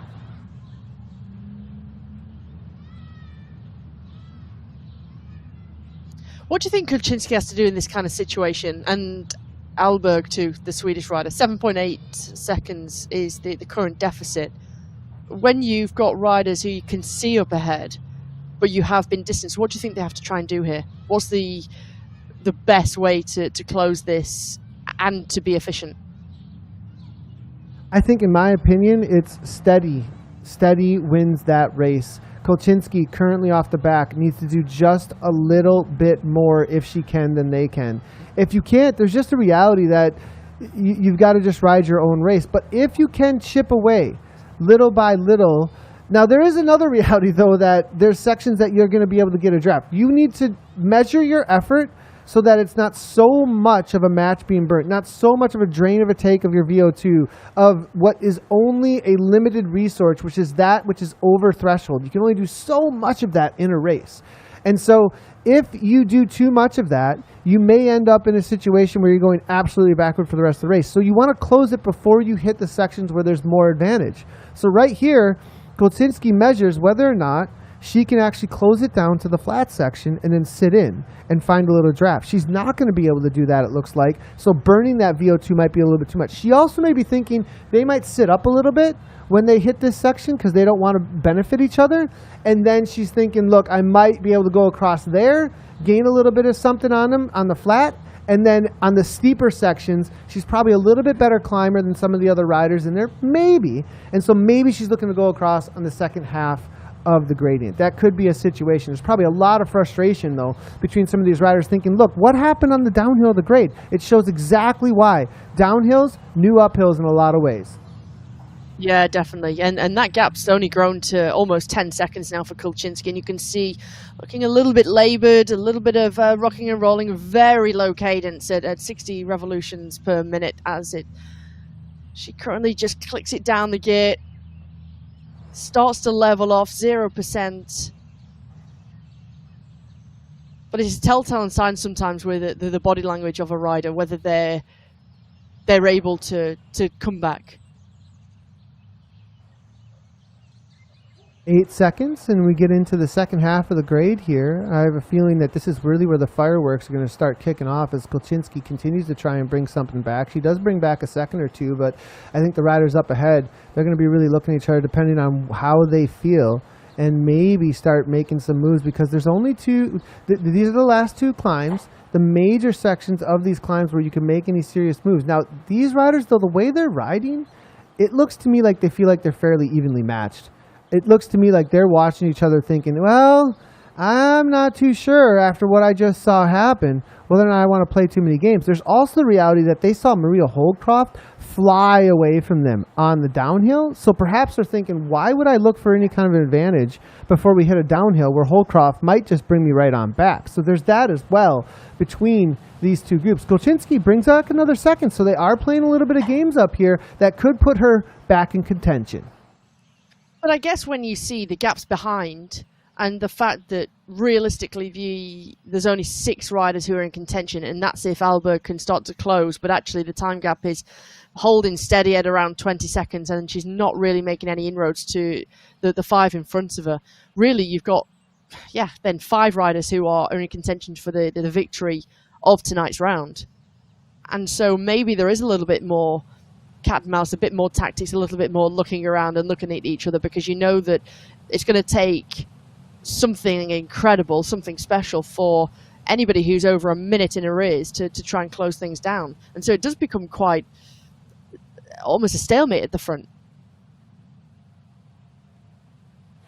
Yeah, it's a good point, actually. And knowing that Kulczynski already dropped once, perhaps not quite as worried about. I think Nicole Meyer is probably thinking about whether or not Kulczynski comes back. I think Holdcroft and Guerra maybe Not Bruni as well. I think that there's a conversation there to be had, but Kolczynski could be on a really good day. I mean, she looks like she's really riding within herself, actually, to be honest. It looks to me like Kolczynski just knows what her tempo is and is going to set it exactly as she needs to, and she's going to trust that she can make this happen out here today. We do see the moves starting to be made up toward the top of this, though, up into the 10% gradient. Holdcroft following very closely to Guerra's wheel as they come through that next turn. And we're going to hit it the last couple of sections. It hits the 10% gradient, and now the screws are starting to be turned by Guerra. She gets right up into 6.3 watts per kilogram. Bruni looking to follow up into 6.7 as well. Right on that wheel, locked onto the wheel of Holdcroft. Holdcroft up and out of the saddle, trying to follow. Looks like she can do so as she matches Guerra. The two of them getting a little bit of a gap over Bruni now as Guerra continues 6.3 to try and turn the screws on this pack as they travel up at 19 kilometers per hour on this grade. Massive kick here from Guerra, it looks like. Not a full-on attack, but I would definitely say a little bit of a kick to see and test the waters. Meyer now falls off, and it's going to be about Kolczynski and Meyer, the two Americans, battling for fourth. And sometimes that's a great opportunity and a great thing to do, just to test the water, test the legs of the riders you're with. And if you do make that injection of pace, can they follow? If they can follow, then you think, okay, well, now I've got to think about, if we come to the finish, what can I try and do? And now, as you see, Nicole Meyer already at 9 seconds in arrears. That's okay. One less rider to think about for the remainder of this race. 24.6 kilometers to go. That's also meant that Kolczynski has lost a handful of seconds once again, just from this injection of pace. And when you take a look currently at the speed, 16, 17, 18 kilometers per hour on this climb, when you see gradients of 11%, they're making light work of this. They are making this look easy, and it's absolutely far from the truth, Nathan. Yeah, they're pushing really hard now at this. Well, backed off a little bit. I think that kick from Guerra. Now Holdcroft coming over the top, 5.9, 5.8. So there's kind of a little bit of a flex there from Guerra for a moment, seeing and testing the waters. Now everybody backing off. Now Holdcroft saying, look, I can climb with you. I'm still here over the top of this grade here. And again, because of that downhill section, probably with a little bit extra in the tank, able to climb the grade not at 6 watts per kilogram early on, able to reserve at 5.5. So those early matches may be hurting Bruni and Guerra a little bit, where Holdcroft now feels a little bit more confident about the way that she can climb. Holdcroft, 5.8 toward the front, being matched by Guerra very closely on that golden Tron. Bruni now to the back here as they come through turn number 10. They're going to have one more turn, right-hand turn to the top now, and now we're going to get into the serious section where maybe we start to see some kicks as Holdcroft now starts to ramp things up.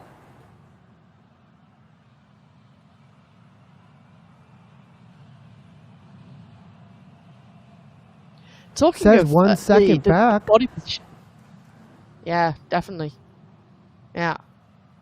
We touched on it before, Nathan, about the style of a rider and when they're really solid in the upper body, and particularly in the hips and the core body. You take a look at Gabrielle Guerra in the bottom left of your screen right now, and how solid she looks. And so much power just going through the legs. A little bit of a rock left and right, left and right. Look at the rhythm. It's so consistent.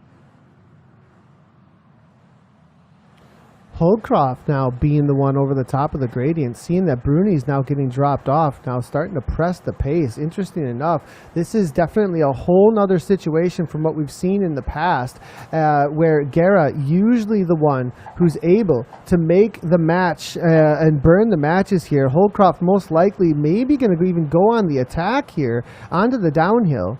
Guerra using the draft power-up, jumping right into the draft. Bruni now trying to fight back, but 4 seconds back at this point. Will Holdcroft do any work is going to be the question. Guerra only sitting on. So now, Holdcroft, that's the big question. Is she confident that she can do that again? Will she want to let Bruni get back? It looks like she's just fine with that. Takes in some sugar, takes in some water, looks fairly comfortable now at 174 beats per minute there on screen. So Holdcroft showing that she's here to play as Bruni comes rolling right on through. Now it's still 3 up. Bruni showing a little bit of a chink in the armor, but now Guerra jumping right back on terms as she's going to close those gaps down, as Bruni didn't really make any kind of attack, just some roll through speed. Meyer, 31 seconds back, not really a threat any longer to these ladies, most likely. So they're only going to be thinking about that final climb. A couple of kicks, though, over the top here in just a moment. So really being aware of what's going to be happening on this downhill up here is going to be very key again, because we saw with Holdcroft exactly what can happen if you are not careful with these downhill situations. So we saw Gara sitting at the back. Perhaps she's looking to take the lead rather now because of what we saw before. Or maybe she's saying, look, it's time to start turning the screws here in these races because I've got the endurance. I know I've got the climbing. We'll see, though, as Holdcroft's showing today that she's a whole different rider at the end of this Zwift Elite season.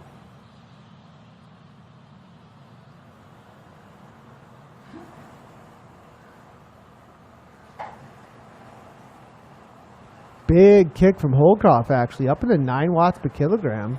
Looking to go right on through these rollers, making sure that she is saying, I'm here to push everybody. This is my race. She's kind of controlling the race, actually, Holdcroft, at this point, with the kind of aggression that we're seeing from her through the sections of course that really matter for her to take this on. Now, the conversation... Go ahead. Yeah, I was just going to say, I totally agree with you. But is it a case of maybe showing your card too early on multiple occasions? But is it also a huge confidence booster when you're the one who's in control? You're the one who is dictating almost in key parts of the race. That also could come into effect. Go back to take a look at our series leader, Katrin Führer, still remaining virtually as the leader, currently sitting in 7th place on the road right now, 2 minutes and 7 seconds in arrears of our leading 3. Got a good gap on Gallegos and Söderström.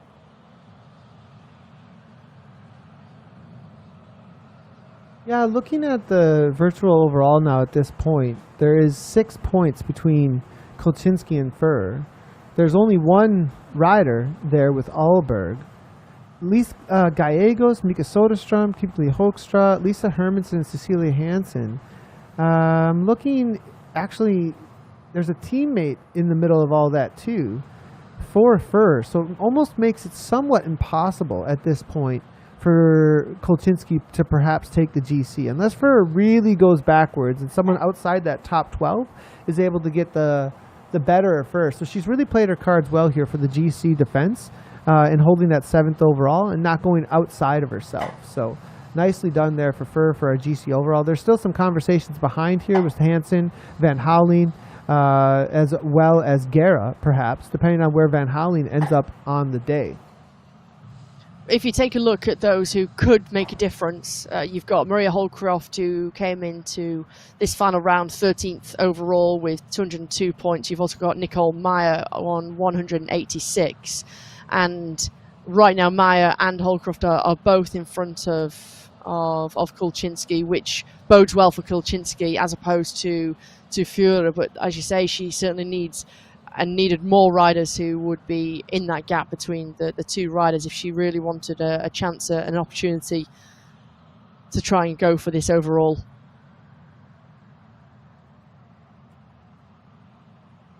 Kolczynski up and out of the saddle, 5.3 watts per kilogram. We did see her getting into a super tuck just a moment ago. She's got a carrot out there to chase with Nicole Meyer, 22 seconds back from the leaders, but she is only 13 seconds back. Nicole Meyer only 13 seconds up for Kolczynski. So Kolczynski there on the chase. You can see Meyer just up the road. You can see off in the distance there, a little avatar taking a left-hand turn. Is going to make their way over the top of this epic KOM once again. After they did the grade, but it's not actually the finish of the climb. They have to go all the way again to the top of the Watopia Mama. They will do the descent of the forward, of the reverse KOM. And then they will make their way all the way down over toward the suspension bridge area for the final climb all the way to the tower. In with Mika Söderström, making a solid defense of 3rd place overall right now at 352 points on the virtual leaderboard on the left-hand side, as you can see. Currently, it looks like Mika is hanging out in 9th place. She's got a teammate there actually, with Elise Gallego. She's got the Swedish national champion kit, as well as her streak with Scotty the squirrel in the back. Always love to see it. As I'm glad you mentioned Mika that. hanging on. I'm glad you mentioned that, Nathan. I was going to say she's also got a passenger in her back pocket there, going for the beautiful ride. At least Scotty the squirrel can enjoy the beautiful views here. I'm not quite sure Mika can.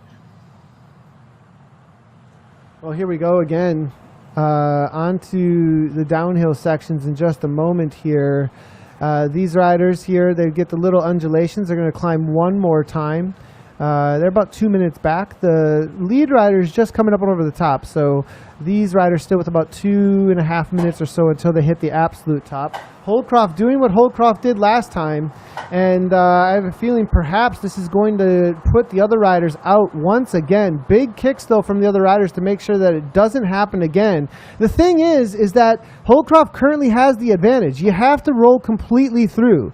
You can't just sit on the wheel. It will continue to go out from you if you just try to sit on the wheel. There is no draft back there, really, compared to the kind of speeds that the riders can hold at the front with the super tuck. So you have to slingshot. If you don't slingshot, you find yourself over and over again in the wrong situation, always chasing and never catching. So it's really a tactical masterpiece here from a rider who continues to hit the front and takes the charge. It's the exact opposite of actually being on the flats. Quite right, Nathan. And I guess if you're the one always chasing, it's vital matches and energy that you're wasting, but you're never really in that control seat. But let's see, go back with Hermansen. It's such a difficult section. You see the 52 revolutions per minute for the Swedish rider Lisa Hermansen of Movistar in that blue jersey. Yeah, and this is really interesting to see from Hermansen. Hermansen in 4th place overall, so doing a really good defense. One thing that's really interesting also about this with Hermansen, I think, is the reality that this race shows of a 4th place overall rider being back in 12th place. How you can play the entirety of the series so well to get a really solid position still at the end of the GC, and how it rewards all different types of riders. Absolutely, I totally agree, and that's what I was touching on earlier on, that I think it's really good within a series that you have so many different types of courses. You have so many different routes for the riders to thrive on. And the fact that we can see some pretty open racing, we can see different winners, we can see different riders who can really light the racing up, who can also take an opportunity and be an opportunistic rider to try and go for the victory, throw it all on the line. But when you take a look at riders who've been really consistent and you take a look at their results, Katrin Fuhrer, Kulczynski, while she's not won a race, she's been very consistent throughout. Mika Söderström, likewise, even with Hermansen, who we saw before.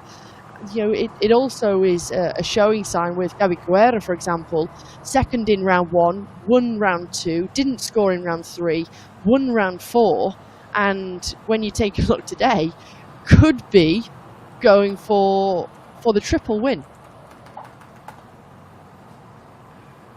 Well, yeah, we'll see. Holdcroft is really putting her on the back foot, though, here. Holdcroft is playing this to her strengths. There's so much downhill here, and in my opinion, Holdcroft is matching Guerra on the day really, really well, actually. And look at these 12 watt per kilogram kicks over and over again. Holdcroft is trying to do everything that she can to break Guerra. Look at this, open over the top. Look at her. She is all in on these sections, knowing that these are the sections where she can put Guerra on the back foot, actually. So because of these roads, now as you can see, they both get side by side in his section. Now it's a little bit different. The super tuck is matched, but look at Holdcroft. A little bit heavier rider comes right on through, puts Guerra in the back foot. Guerra has to work again, get up and out of the saddle. Holdcroft just able to do 0 watts per kilogram. Really crazy how much of an advantage Holdcroft actually has through this entire section.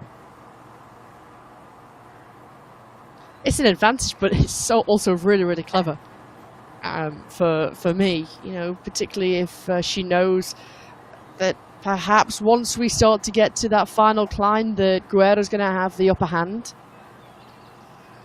Really impressive for Holdcroft, and actually for it's a lot of both energy. these. It's a lot of energy, honestly, that I'm seeing here being, taken from Guerra. I have a feeling that Holdcroft is evening the playing field massively on this downhill section. Look at her do these attacks over and over again, non-stop. Yeah, totally. And look at what this is doing to Guerra in the picture-in-picture. And I think it's brilliant to be able to have the picture-in-picture here of these riders. And it's brilliant to watch the avatars, but to see IRL, what they're having to do, what they're having to go through, their physical pain, the body language of the riders, the grimaces, and just how ferocious they've got to make these accelerations just to get back on terms. Holdcroft has done it again. Another little micro gap has opened up to Guerra, half a second almost, and look again, Guerra back stamping on the pedals just to try and close things as it starts to flatten out now. 145 beats per minute from Holdcroft. Guerra up into 177. I mean, that tells you the whole story at this point. Holdcroft is not going to let up, I don't think. At this point, Holdcroft has got Guerra on the ropes, actually, just from downhill sections, from these pack dynamics. They 100% give a full advantage to the rider at the front of the Super Tuck, even if you're in the draft. You watched her roll away. It's crazy how that works. Now, Holdcroft, here we go. Now backing off. So now the playing field becomes even. Bruni, though, is still a part of the conversation here behind. Bruni, 10 seconds only, 4.2 watts per kilogram, 4.6. Nicole Meyer, you can see, 45 seconds back. Kolchinsky, though, with actually the KOM going up and over the top jersey for the section that we're about to hit. So that's great to see. Actually, with the reverse KOM. So she had the fastest time up and over the top of the first climb. Nicole Meyer only 5 seconds up from her. So Kolchinsky now at this point is got Nicole Meyer within her sights and could take one spot back now and actually make her way back into a top four position, actually. Nice job on Kolchinsky here, keeping the bit between the teeth and pulling things back. Bruni now, as you can see, here now almost back on terms, but Holdcroft's gonna go. Guerra now looking to grab back on. Holdcroft is this is crazy, non-stop from Maria Holdcroft over and over and over again. Now a little bit too much onto the downhill. It looked like from Holdcroft for a moment, maybe not quite getting what she had wanted. She's trying to take advantage of every single section that she possibly can. So Maria Holdcroft here really bringing the Zwiftcraft on the day. Bruni almost making the catch. And now the question I have here is this Holdcroft also trying to get rid of Bruni still, or does she even pay any attention? Is it just about Garrett and has the confidence on the climb coming up? I think potentially it's about Guerra, but in turn it's also, and has been in that last 20-30 seconds, been doing the damage to Bruni, because it made her chase just that little bit longer, a little bit more difficult. She's managed to come back into the frame. A chapeau to Bruni there, to be able to come back to Holdcroft and Guerra, having closed that 9-10 second gap that she had. But now, straight to the front, try and keep it controlled, try and ride to her pace, 38 kilometers per hour currently.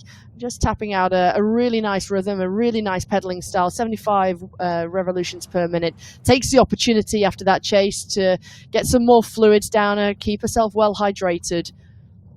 A really nice style on the bike.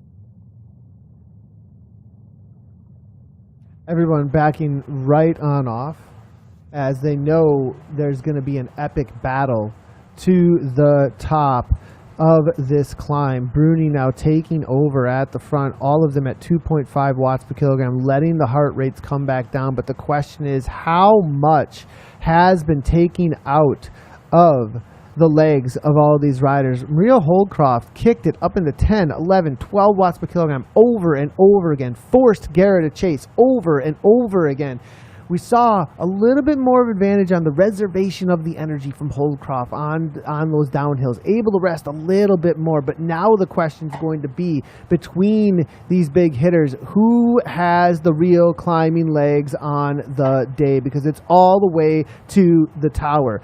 Will Bruni get an advantage from just keeping things consistent, not going too far over and outside of herself, and be able to hang on or even get the better of these two because of the reservation? While these two are, swinging haymakers at the front, knocking each other out, she could come on through undazed, perhaps, as Bruni is a consistent triathlete who's got a high threshold. She's also got that diesel engine and that real stamina and strength, which is really going to come into the fold and really help her. I mean, you only have to take a look at some of our previous rounds, and particularly with Lucy Charles Barclay on the second round, but also the way that she's been able to race. Kluczynski up and out of the saddle, making a little bit of a climb, as you can see. Nicely done, as she looks to close down to Nicole Meyer still. Nicole, she had her within 5 seconds, actually. Been a tough day, maybe, trying to reserve as much energy as she can as Kluczynski. She has been able to close the gap somewhat. I was looking, a couple of kilometers ago, and that gap was pretty substantial, almost just over 50 seconds. So she has started to close ever so slightly.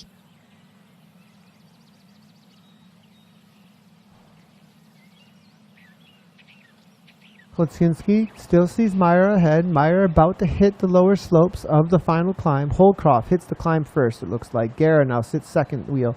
Now goes back to third. Sitting in, it looks like, as Holdcroft hits 5.3. Guerra now 5.9. Is she coming on through is going to be the question. Bruni just following wheels, it looks like, matching whatever is around her. But it's still Maria Holdcroft in control at the front of this race. The rider from the UK, the Brazilian, sitting in on the wheel at this point, as Bruni from Beast Mode, presented by Rose, sits at the back. Now the question marks start to happen. What do you have left in the tank? The legs start to scream. The riders start to test themselves. No, okay, what do I have left to take this on? Do I have the grit? Do I have the mental capacity to follow moves? Your current series leader, 366 points, looks to be defending that fairly easily. 30-second gap back to Elise Gallegos and Mika Soderstrom. The question is, can she hold those two off all the way to the finish line? She's got Camelia Ahlberg still up ahead, but I think Ahlberg going to be holding on to that 6th place overall, as long as Catherine Furrer can hold on to this position, which it looks like she is going to do. Even if she were caught by 8th and 9th place out on course, she will be your GC overall winner. Shows up for the day, gets some solid hill climbs in, and is able to defend that GC overall position. Well done by riding her race, keeping it within, and now just to finish the job to win the Zwift World Series and be the champion.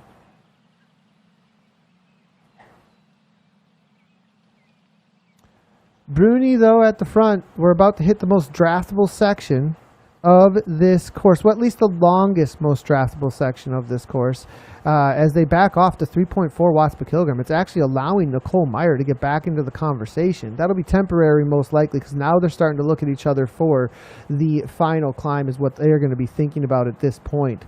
Holdcroft 2.8, Guerra 3.9, 3.7 now, back to 2.8. Yes, definitely games now at this point between these three riders. All they're thinking about is recovery. All they're thinking about is the final climb to the top of the tower. So, Bruni, I question here, is she confident?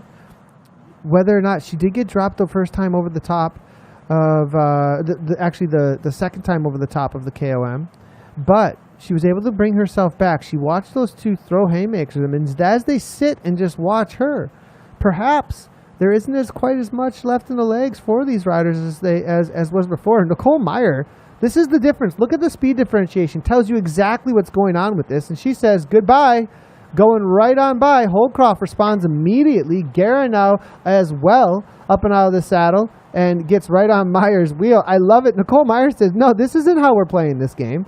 I'm here to race. And you guys want to mess around, I'm going to go right on by and take advantage of anything that you give me. What a ride by Nicole Meyer, the American, showing up in the Zwift World Series and showing that next, presented by Insured, they're here to stay at the top end of esports. Well done by Nicole Meyer. Holdcroft closes it down and sits on Nicole Meyer up and out of the saddle. What a race by Nicole. Did you see how quickly she came up on them? She was flying, which tells you the games that these other three are playing. Absolutely, I know. And I also think to give them the credit here to Meyer, but also to Kolczynski, who's closed that gap from 37 seconds to 10 seconds. Chapeau for their strength. And the way that they've ridden, they've been patient, they've been on the back foot, they've managed to come back into the frame of things. And Nicole Meyer is saying, look, I'm not hanging around now. I don't want to play your games. If you want to play games together, I'm off. I'm going up the road here. I've got 9.4 kilometers to go. We've just ticked over an hour of racing, and she still looks so comfortable. She's got a really nice rhythm that she's just continuing to ride to. You see her revolution, pedal revolution, 65 revolutions per minute, very consistent, and 26 kilometers per hour right now. Well, you can see Bruni is going to be the rider taking up the chase, and perhaps a little bit concerned about letting Nicole Meyer go, whereas the other two may be watching each other. Kolczynski was within a few seconds, now goes back out to 10, and people start up to ramp up the paces. They stop playing the games quite as much. Kolczynski's just out of screen here. She's almost going to be coming in perhaps in just a moment. There she is. There's the U.S. National Champion kit chasing Nicole Meyer up the road, the other U.S. rider who is here currently taking up the charge. This is amazing, actually. 5 watts per kilogram, and a gap is going between them. I'm not sure if this is a danger moment or anything for any of these riders, but they're kind of refusing to close it down. Nobody wants to do the work. Holdcroft says enough is enough, though. Now takes over at the front, tests the legs, see maybe perhaps people are playing games with her, or maybe there's not much left in the legs here at this point. That could be a situation. You know, you can start faking it a little bit, but really it isn't faking it. And it's like, well, there's nothing left in my competitors who are trying to make it seem like they're just drafting. But honestly, would you want to show your hand and really close this gap, knowing that, do you know what, the form's there, I've already shown that I'm able to close gaps or do something to create gaps? Would you want to be that rider to waste energy, burn your matches, and allow your closest rivals, when push comes to shove on these kind of climbs, to allow them to have the advantage? It's a great point, actually. There's no way. There's so many games being played here now at this point. There's a lot of head games. Who's going to do the work? And the head game from Nicole Meyer here is, I am just going to be strong like bull. I'm going to the front.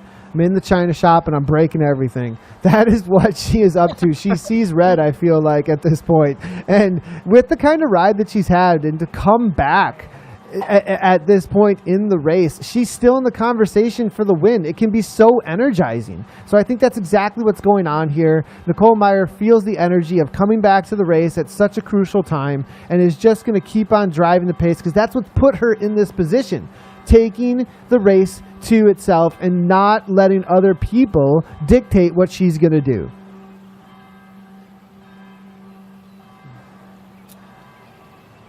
Well, the 4 of them all lined up, nobody drafting on anybody. Everybody just saying, okay, this time to climb. And they all just line up across the course here now as we look at Merle Bruni at 177 beats per minute from her right now. At you know what's cool about Merle? She's always got a really good RPM. She knows how to pedal well. Yeah. She's got good efficiency. She keeps it super efficient, and she just makes sure she keeps that high cadence right where it needs to be as she marks the wheel of Nicole Meyer.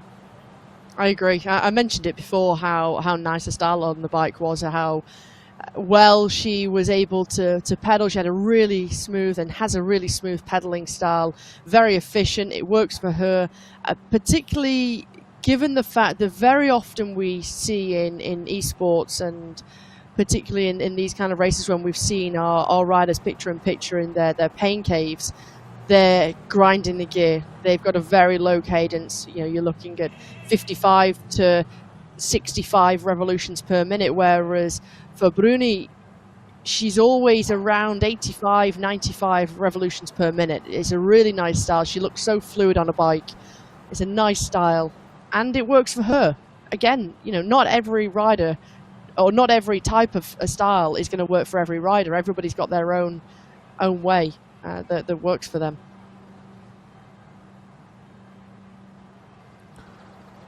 Well, this is the second main section out on course for this climb. We are heading up toward the castle. It's pretty much a straight up wall. It does get continually steeper after the village section there. 6% will start ramping up a little bit to 7, 8 as they make their way up toward the castle. Then it's going to flatten out and probably a little bit more games, perhaps, up toward the top of the climb proper.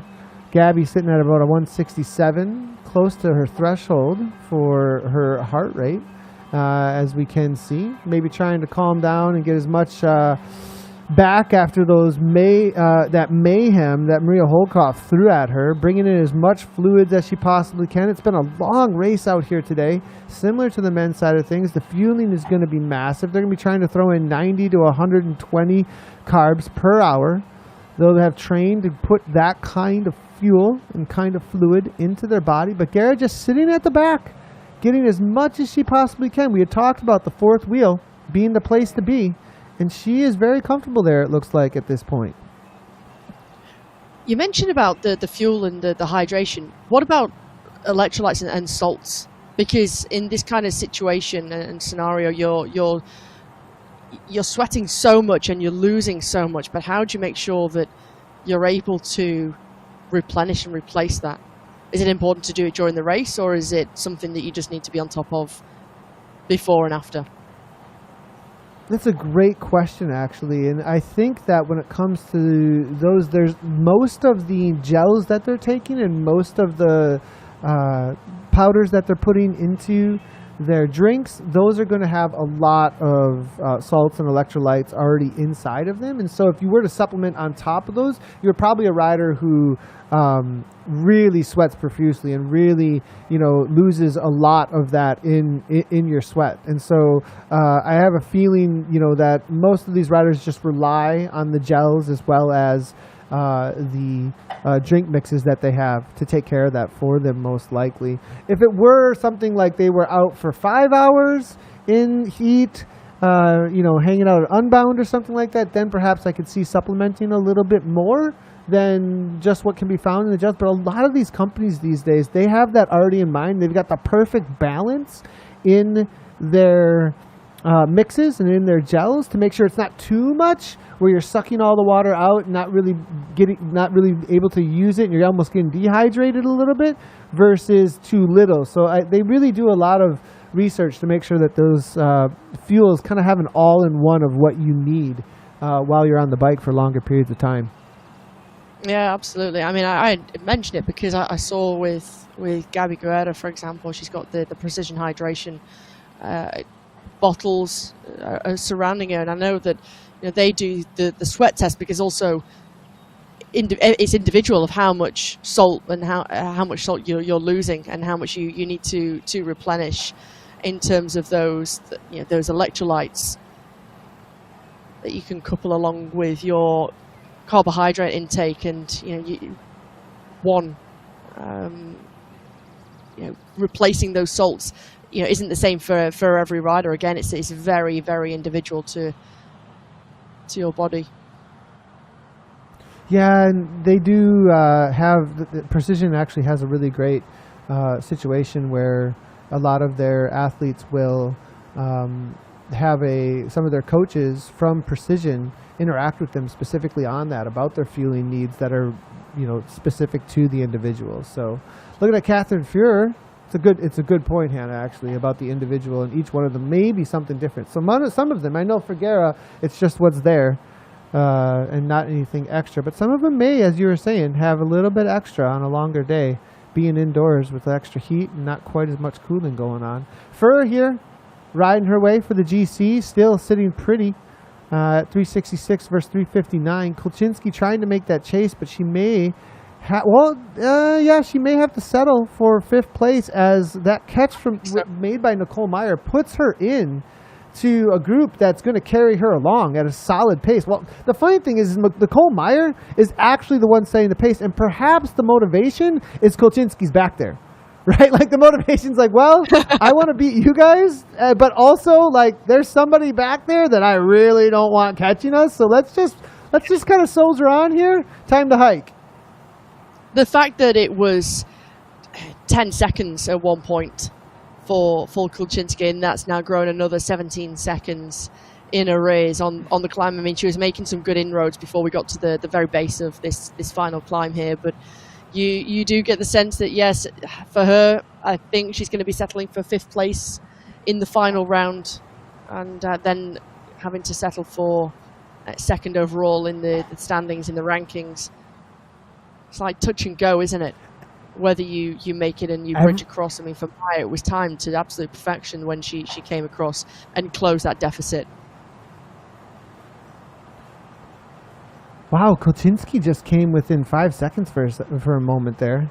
It's really just because of the undulations, though. That's what that is. Now it goes right back out for a moment. So Kolchinsky's steady there at now 30 seconds, it looks like. So it's really going way back out. That's interesting, though, the way that the roads can change how quickly the time gaps do go out. But now looking at Holcroft taking over at the front, Nicole Meyer, Merle Bruni, Gabriela Guerra, Christina Kolchinsky currently in 5th, Camila Alberg and Catherine Furr.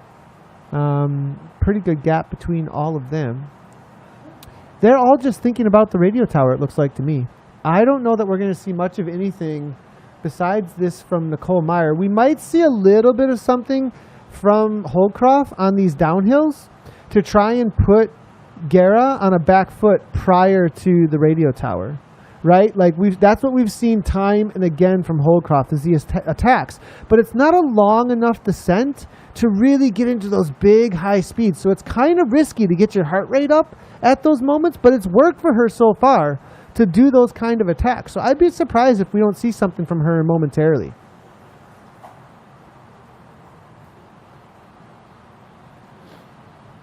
Bruni, now the rider, setting tempo at the front, taking over for what we saw as the main instigator that was Nicole Meyer. Now back to 4.0 watts per kilogram. Everybody really just thinking about this radio tower. That's all that's on their minds. What does anybody have left? Everybody's had the opportunity to really, in quotes, recover. They can climb at 5 watts per kilogram, at least, maybe even 6. The fact that they've been in the 3 watt per kilogram range all the way to this point tells me there are insane fireworks about to go off. A very different situation than what we saw in the men's race where they climbed very, very hard and then it was just kind of a slow grind away from each other. I think we'll still see something similar to that, but it might be a little bit more explosive up front. Or they've just been racing so crazy hard up at this point that nobody's got a whole lot left in the tank as they hit these next little sections. Absolutely. Yeah, and if you think about that, the accumulation of the racing and the fatigue that will be setting in right now, having had such a difficult race, a really difficult hard course. You know, don't forget that when you take a look at the stats of the race and how long it is, 45.3 kilometers of racing with the elevation gain only 4 meters below 1,500 meters, 1,496 meters of elevation is absolutely brutal in such a short space of time. And when you think of, for example, an alpine stage in a Grand Tour de France, for example, and you might have 3,500 or 4,000 meters of elevation on an alpine stage, but you look at the distance, you might be racing for 160, 170, 200 kilometers. And this is 45 kilometers with almost 1,500 meters of elevation. This is no joke. This is incredibly difficult. Nicole Meyer putting a little bit of a wrench, I think, into Holcroft's plans there. Holcroft trying to get the better of Guerra for a moment there was kind of putting her a little bit on the back foot, and then Meyer rolls on through with the draft for everybody, and then makes it so that it kind of neutralizes whether or not anybody can make any attacks. Nicole Meyer's incessant pace essentially is playing to make it so that it's really difficult for anybody to make any kind of serious attacks or even set a serious tempo if she's just really to do the work. Pulls everything right back into the fold. So Nicole Meyer here being a real force at the front of all of this racing now at this point. The big question mark, can Nicole Meyer hit a podium today? A third place today, a second place, a win from Nicole Meyer. I mean, that would be absolutely insane if she were able to take down this level of a field. But up against Bruni, Holdcroft, Guerra, to take one of them down, that is the best result I've ever seen from this athlete if she does do that. So today is a huge opportunity to see what this rider can pull out of her hat of tricks today. So is there a magic rabbit there? We'll have to wait and see. But she's shown that she's able to come back. You can see, again, she's got that focus. She's looking good. Just taking on another gel out of the saddle. Yeah, you never know. And particularly as we've kind of touched on throughout this broadcast, if you haven't seen this kind of ride from a rider before, there's always that potential that they can spring a surprise and really show what they're capable of when a course suits them. And there's, it's not all over here. This is 4 riders, 4 incredible climbers who are coming into the final 2 and a bit kilometers here. And you never know how much someone's got left in the tank. It all comes down to how efficient have they been throughout the race. Have they fueled themselves efficiently and sufficiently before the race? So, in the build-up, not just today, but in the last couple of days, making sure that they're well fueled and they've got the glycogen stores which are ready for racing. Tactically, if they've done a good job, if they saved energy where possible, it all comes down to this. If they kept their core body temperature as cool as possible in this kind of situation, Nathan, with fans on the front of them, on the back, with ice packs, with cold towels, it all plays a huge effect into your physical performance. And then again, mentally, are you going to crack under the pressure, or are you mentally going to have and be on top of your game and really have that mental strength?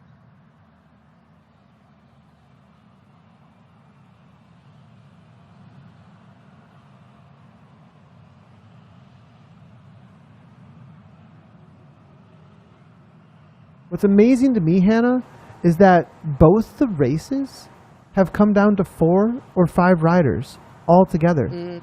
That's like, after so much climbing and such a hard day, it tells you spoke to the depth that we have across the field in pre-productions and during race a little bit. This really is a testament to how much depth we have in elite racing now in the virtual world. It's so great to see. When in the past have we seen in both races on a course like this that it would come down to this kind of a final climb as we're about to hit the radio tower? Yeah, totally. And I think you only have to look at the top 12 currently, Nathan, to be honest, and take a look at some names that we're very, very familiar of in terms of sort of the last 6-7 years of esports racing here on Zwift. But also some newer names, some that are maybe a little bit newer to e-racing than others.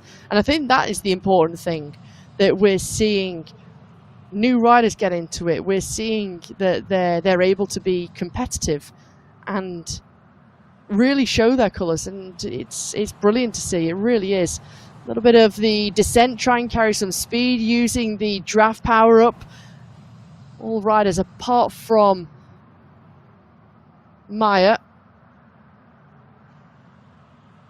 Look at this for Guerra, 7.4 watts per kilogram as we get to 13%. This is cruel. This is cruel. A little gap starting to open up. She's out of the saddle, dancing on the pedals. Maria Holdcroft, acute to that move. 6.7 watts per kilogram. This is going to be tense. Almost 400 watts for Holdcroft, trying to close the gap to Guerra. This is the move from Guerra, I think. It's the moment that she has been waiting for. She waited and waited and waited, did everything she could to hold on to Holdcroft's wheel over and over and over again. But now is her moment to shine. Comes rolling through with the speed, with the draft power up, and now it's just everything you got to the top. But Holdcroft is not giving in. Holdcroft is only 2 seconds back. She's got 6.2, 6.5, 6.3 watts per kilogram. Holdcroft is holding the gap here now at this point. Gabby Guerra backs off the 5.9 as Holdcroft looks to match. This is still a battle here, Hannah. It's not all over. There is a solid gap. 3 seconds is a lot on this kind of a 14% gradient. The sections where it matters the most, though. Holdcroft now matches. This is going to still come to the line perhaps here as Holdcroft backs the 5.5, though. Does Gabby have the energy in the tank to continue to break Holdcroft?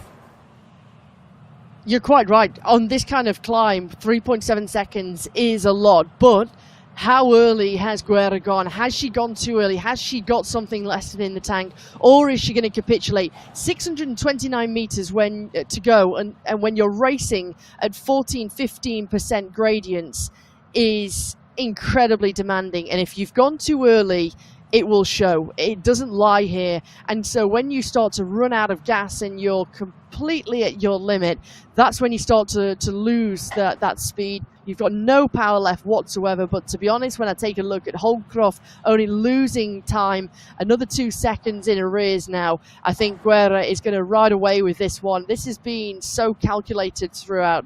It's been impressive. And I have to say, chapeau to all 4 of these riders who have been here in the front of the race, particularly with Bruni, particularly with Maya coming back into the frame of things. But Guerra, well, she's put everybody to the sword here. 400 meters remain. And Holdcroft has got to do and find something special if she wants to try and take the victory here atop of this climb and at the top of the radio tower. Guerra on the back foot, on the downhills, over and over again. Holdcroft did everything she could to break Guerra, but unable to do so. But she still has 6.8 watts per kilogram. Holdcroft still making Guerra work for it. Guerra 6.5, 6.5, continues on, stomping on the pedals. She's got the eye on the prize. She just looks forward. She shifts up and looks to try and take this one down. She is going to do it. Gabriela Guerra rolling to the top here for Wahoo Esports. The Brazilian waited for her moment. Holdcroft still with the kick of 7 watts per kilogram. She is just a fighter. I love to see the battle. This is a new story to be told. These two going head to head over and over again. These last few elite races, but now we can see it was number 1 in the last race, and now it's going to be number 1 again. Holdcroft gave her a run for her money last time. Now she did it again this time, but Guerra pulls it off on the power to the tower. She was the power of the tower today. Holdcroft rolls through, though, also for second. What a performance, what a race, what a battle we had on our hands. Chapeau to Guerra, chapeau to Holdcroft. She put up a good fight. 6 seconds was the deficit in the end. Bruni is going to hold on for third here on the day. Another great performance from the German rider. Whew. Bruni, here we go. Nicely done. And this is a really good result for Merle. Really amazing to see. I know that she's also trying to balance a lot of really high-end triathlons in real life as a professional triathlete as well. So actually, to be honest, that is a really difficult schedule to take on esports and pro triathlon together. They aren't exactly the same kind of power profile, Hannah. No, I was just going to say, it's really, really impressive. Another impressive performance here from Nicole Meyer. Fantastic to see the fight in this rider. Takes 4th on the day. How do you think that affects a rider then, Nathan, if you're combining pro triathlon and top-tier racing there with top-tier racing here in the virtual world with esports? Honestly, I wonder if she just uses the esports efforts for high intensity and leaves it. Like, there isn't a lot of other high intensity that she's doing because it's like they're so difficult, and I know she's racing often, you know, and so because of that, I have a sense that she just does a lot of volume and her running and her swimming otherwise. Because otherwise, like, how do you fit it all in? I mean, you've got to really be careful. So Kolchinsky, good job on Kolchinsky. I really love to see the efforts that she put out here today. 5th place, super solid. Defends her 2nd place overall over Mika Soderstrom there. She is going to capitulate that 1st place to Catherine Furr in the GC, but really solid ride. Camilla Ahlberg, now this is someone who kind of flew under the radar a little bit today, I think. And not because of anything other than of the position on course that she was. Because again, this is another rider that I haven't seen a lot of. I saw Nicole Meyer in last year a little bit, and coming up. Ahlberg is totally newer name. And so she's kind of, I think, getting a taste of this top 10s. The top 5 is right there. Maybe one, I'll get a podium. Like, she's definitely another new rider that's coming into the fold. Love to see this Swedish rider. And I got to be honest, the whole, the Swedish Federation, the Swedish esports scene, they have an awesome team. They have a really good, they do a really good job of supporting their esports riders there. And that's exactly why we're seeing riders like Camilla Ahlberg, Lisa Hermansson, Mika Soderstrom come out of that program. Yeah, totally. And they've always been a force to be reckoned with, the Swedes. The fact that you've got your own team with the Team Swedish Swifters, the fact that there's been so many riders who have been racing at the top level is great to see. And all we're looking at is the top 12. But don't forget, you've got Celia Hansen, you've got Cornelia Engström, as well as other riders. So it's brilliant to see. And I think having the support helps massively. It's a huge benefit. It's great to see. Here is Fjorda. She's going to round out. She's going to be overall champion. She's making a habit of this, Nathan. She has for a while. She is one of the most winning, if not the most winning, esports athletes amongst maybe all esports athletes, but female riders. Being chased very closely by Mary-Kate McCarthy now.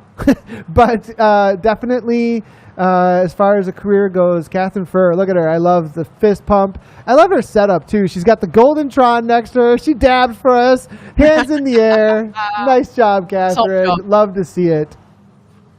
Yeah, top job. Absolutely fantastic to see. And here we see another Swedish rider, Lisa Hermansson.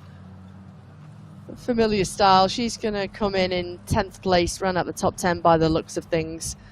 We've had a brilliant race so far, a great top 10. You mentioned about Krista Kolchinsky. I was just going to say, just quickly about Kolchinsky, I'm a huge fan of her. She kept fighting. She didn't give up. Mentally, she kept herself very strong. Lisa The Hermansson. overall standings are great for Hermansson. Yeah, coming in for 4th overall. Very well done. Defending that position with that climb. And look at how hard, I don't want to take anything away either from each and every one of the efforts that are happening in front of us. These riders are throwing everything down still. They have to finish. They have to hold off anyone who's chasing them down. There's points on the line, and you're doing everything you possibly can to get that spot and reserve that spot out on course. So Sophie Giovanni, great to see the French rider having a really solid ride here. 5.5 watts per kilogram. And this is one of her better rides. Obviously a climber, I think, then, with this result out here. And that's what I love about this course, too, is it gives some athletes a time to shine that we don't always get to see at the front end of the pure power races, the races that are just all about big watts. So really great to see Sophie Giovanni at the front of toward the front of this race, going to hold down a solid 12th place as she makes her way over the top of the tower. Yeah, it's brilliant, isn't it? Absolutely brilliant. It goes back to what we said before, seeing new names in the top of the racing, in the top of the standings, and yeah, it's brilliant to see. It's exactly what we want to see.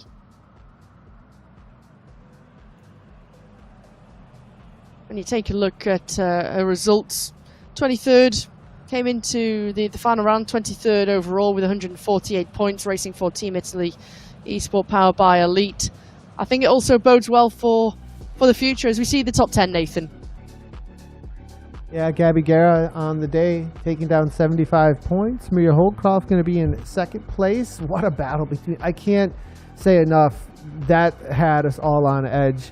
Who was going to take that down? And if Holdcroft, not being the better climber, at least in history, if the course and the way that she could play it could get the better of the rider known for climbing. I mean, she did everything, and I think she almost had it. I mean, 6 seconds is not a lot. She did a lot of great work to make that happen. Merle Bruni here, third place. Nicole Meyer, absolute race of the day. Chat is saying, I'd have to agree that Nicole Meyer is a breakthrough rider of the day. Kristen Kolchinski coming through for fifth place. Solid ride. 2 minutes back. Camila Alberg, sixth. Catherine Furr, your GC overall winner for the series, holds down seventh. Kimberly Holkstra in eighth. It's going to be Elise Gallegos in ninth. And Lisa Hermanson. That's rounding out our top 10 out here today.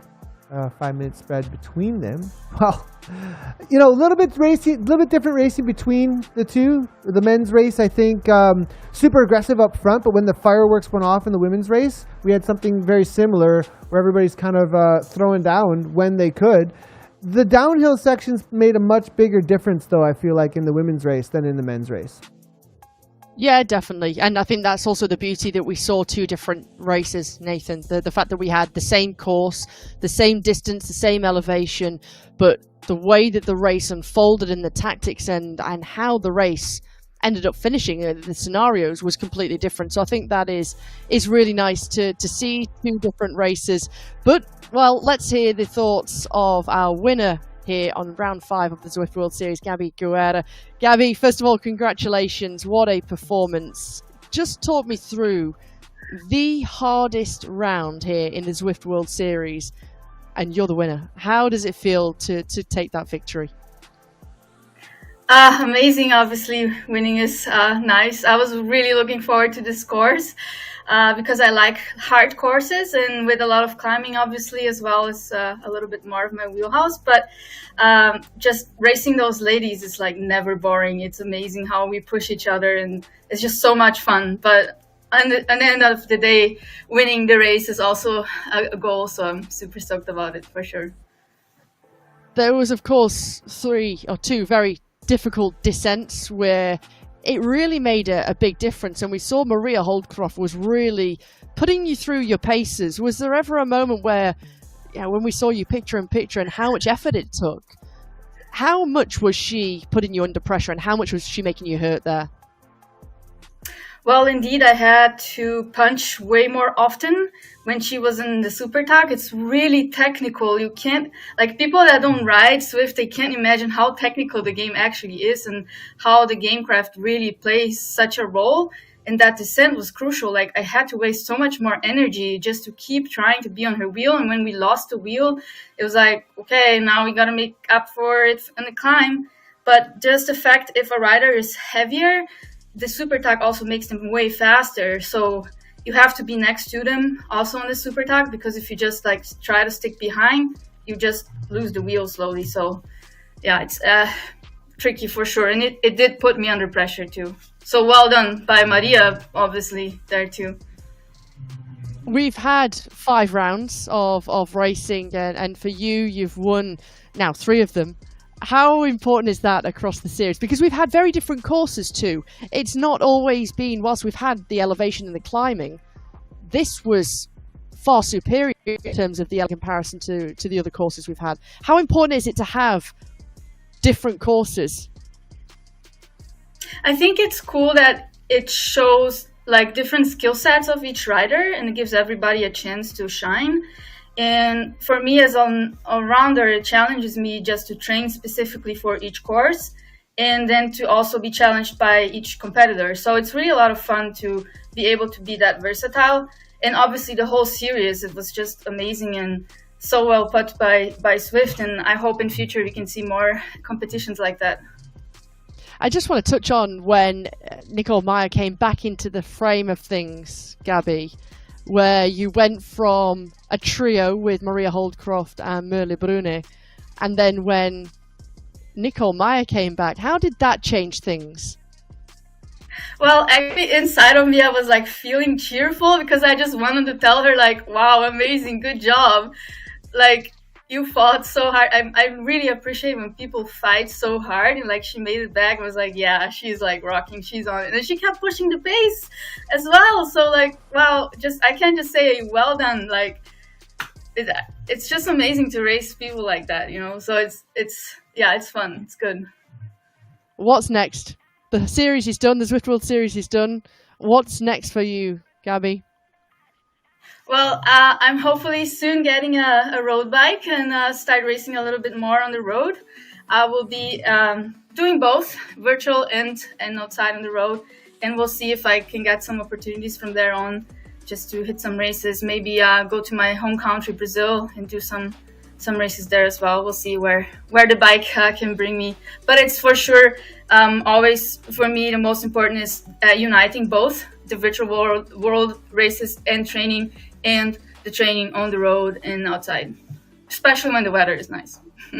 Oh, fantastic. And absolutely, when the weather's nice, it makes everything all the better. But glad to hear that you want to try and unite both of those disciplines. So we're still going to be able to keep you in the virtual world in e-racing. Gabriella, enjoy the celebrations, enjoy these victories, and again, congratulations. Thanks for entertaining us. Thank you very much. Thank you. Well, we are getting into a routine here a little bit. We here trying to manage Gabby quickly. For those that don't know, Gabby races very close by, and so she runs upstairs in order to go and have the quick interviews. But let's have a quick look at the overall, though, as the GC, it looks like, is up and ready to go. Catherine Furr, she's going to take that one down. Kristen Kolczynski in second place. Mika Soderstrom in for third. Lisa Hermanson in fourth. Cecilia Hansen fifth. Liebs Van Houweling in sixth. Gabby Guerra ends up in seventh place, followed up by Ann Nevin, Maria Holdcroft, and then Maria Marb. That battle between Kristen and Catherine, it was close for a little while there. Kristen, I think put her on the back foot a little bit, but it was those downhill attacks actually that disrupted things. And I think Kristen had to burn a lot of matches to try and hold on. And then that grade, it just once she was back up, she had to ride her own pace all the time. And I think she's a very threshold specific rider. Once it goes a little bit too hard, then she just has to go back into that threshold situation. But Gabby touched on it. If you're a lighter rider, then you are going to struggle on those downhills. It still favors a rider who has a few more kilos, and so she's a slight rider. She is a pure climber, and perhaps that really did do a lot of damage to her. But one rider who has been able to take the overall honours here at the Zwift World Series is Katrin Führer, the Swiss woman, and I believe we can be joined by our champion right now. Katrin, first of all, a huge congratulations for taking the overall victory. Once again, you're making this a habit of winning the overalls. Yeah, first of all, thank you very much. And yeah, a habit, I think winning is never going to be a habit. I'm just really glad I could make it. The season was super long with that huge break. So to keep up such a consistency is pretty hard, and I had to fight a lot. But yeah, I made it, and I'm really proud. Just talk us through how hard that is to keep that consistency across different courses, different lengths, different difficulties, but to still be up there and to win the overall, but to have that consistent run of results. Well, I think there are two main parts which play a role for me. First, of course, is training. I've been working now for over 3 years on my weakness quite hard, so it's climbing. And I'm obviously like 10 kilos heavier than my biggest competitors on the overall, so I need to push a little bit more raw power. And the second thing is recovery and tactics. So I also paid much more attention to my recovery, and I learned a little bit more of the racecraft thanks to my team as well. So I think there are three things, sorry for this. These three things play a huge role on that one. You mentioned about your team, Ionian, and they have been at the top level of Zwift racing for many years and really have been the gold standard. What's it like to race a part of that team, to have their support, and particularly for you going in, defending that blue jersey and to win the overall, how important has their support been to you? It is really important. It is just fun to also fight with girls. There are some of the girls, they were just standing in for me to help me in the last race. So it's just outstanding to have them by my side, even though they also have to fight for their own individual position. But we are just a team. It's just really supportive. The DS and the managers are always they're sitting in front of the screen all night long and cheering and sending texts or in the ear, and it's just absolutely amazing. So a big shout out to them. And just a touch on the hardest round of the Zwift World Series tonight to round off the 5 rounds that we've had, and for you taking that 7th place. Didn't give up the fight to hang on for those points to take the overall. What was it like racing out there on the Power to the Tower route? Yeah, I knew from beginning on when I saw the courses I don't know when they came out, in September or whatever, I thought, oh nice, it's gonna be the hardest one to the finish, like last year. So yeah, I knew what is waiting for me, and I knew that's gonna be a race against myself. So I know exactly my pace. I know exactly how hard I can go, and I think this is an advantage. And I could just go with my pace and watch a little bit the numbers of the others, so the gaps stay the same, and have the overall in the eye, and then just fight until the end. Fight until the end. Katrin, congratulations. Enjoy the celebrations. A big chapeau to you and the team at Ionian. Enjoy this, but get yourself some rest, get yourself some downtime, and recover well. Thanks very much. Well, thanks. Great to hear from Catherine Furr, and congratulations to her for sure. So consistent. I see actually in chat, lots of people talking about how consistent she's been, Hannah, and one of the most winningest riders we've seen in esports, and definitely somebody who helps the sport forward. And just real quick, the community that we see form, especially in the women's side of things, I feel like they all kind of know each other. And you almost feel they're not on the same team, but you feel like they are a team in some ways too, in the way that they are so passionate about the sport, about each other's results, and wanting to see everybody succeed and see the sport succeed together for women's cycling. I think so, and I think that's the beauty of this sport all round. The fact that we've got this community, everybody's very, very supportive.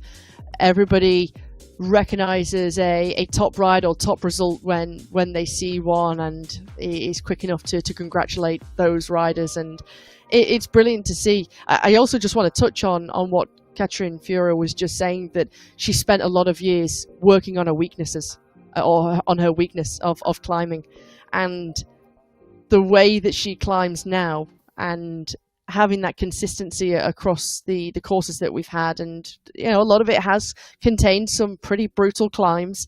That just shows what the hard work, the determination, really taking a look at yourself and thinking, right, how can I be better? I've got my strengths, but how can I work on my weaknesses to make myself an all-round rider and better to be there in the overall? So I think it's a great insight to how these riders look at each and every detail in their racing and in their professional riding life. Well, there isn't a genre in cycling that will make you have to focus on being all-arounder if you want to be at the top. Much like esports, you definitely need to go across it with the way that these races are. So great point there. And speaking of community, well, we wouldn't be here without all of you that have been watching. So thank all of you for hanging out with us and watching these athletes take on some of the hardest courses and hardest competition to crown these champions. And thanks to all the athletes that have been involved throughout the entirety of the Zwift World Series. It's been an honor for us to commentate on you and celebrate your victories and your stories. So thank you so much to everybody, and thank you to Zwift for putting all of this on. It's been absolutely awesome. Big thanks to them for what they do for the sport. So, well, to everybody out there, that's going to wrap up the Zwift World Series for this season, this year. Thanks everybody for tuning in. From Hannah and I, we really appreciate all of you. And as always, ride on.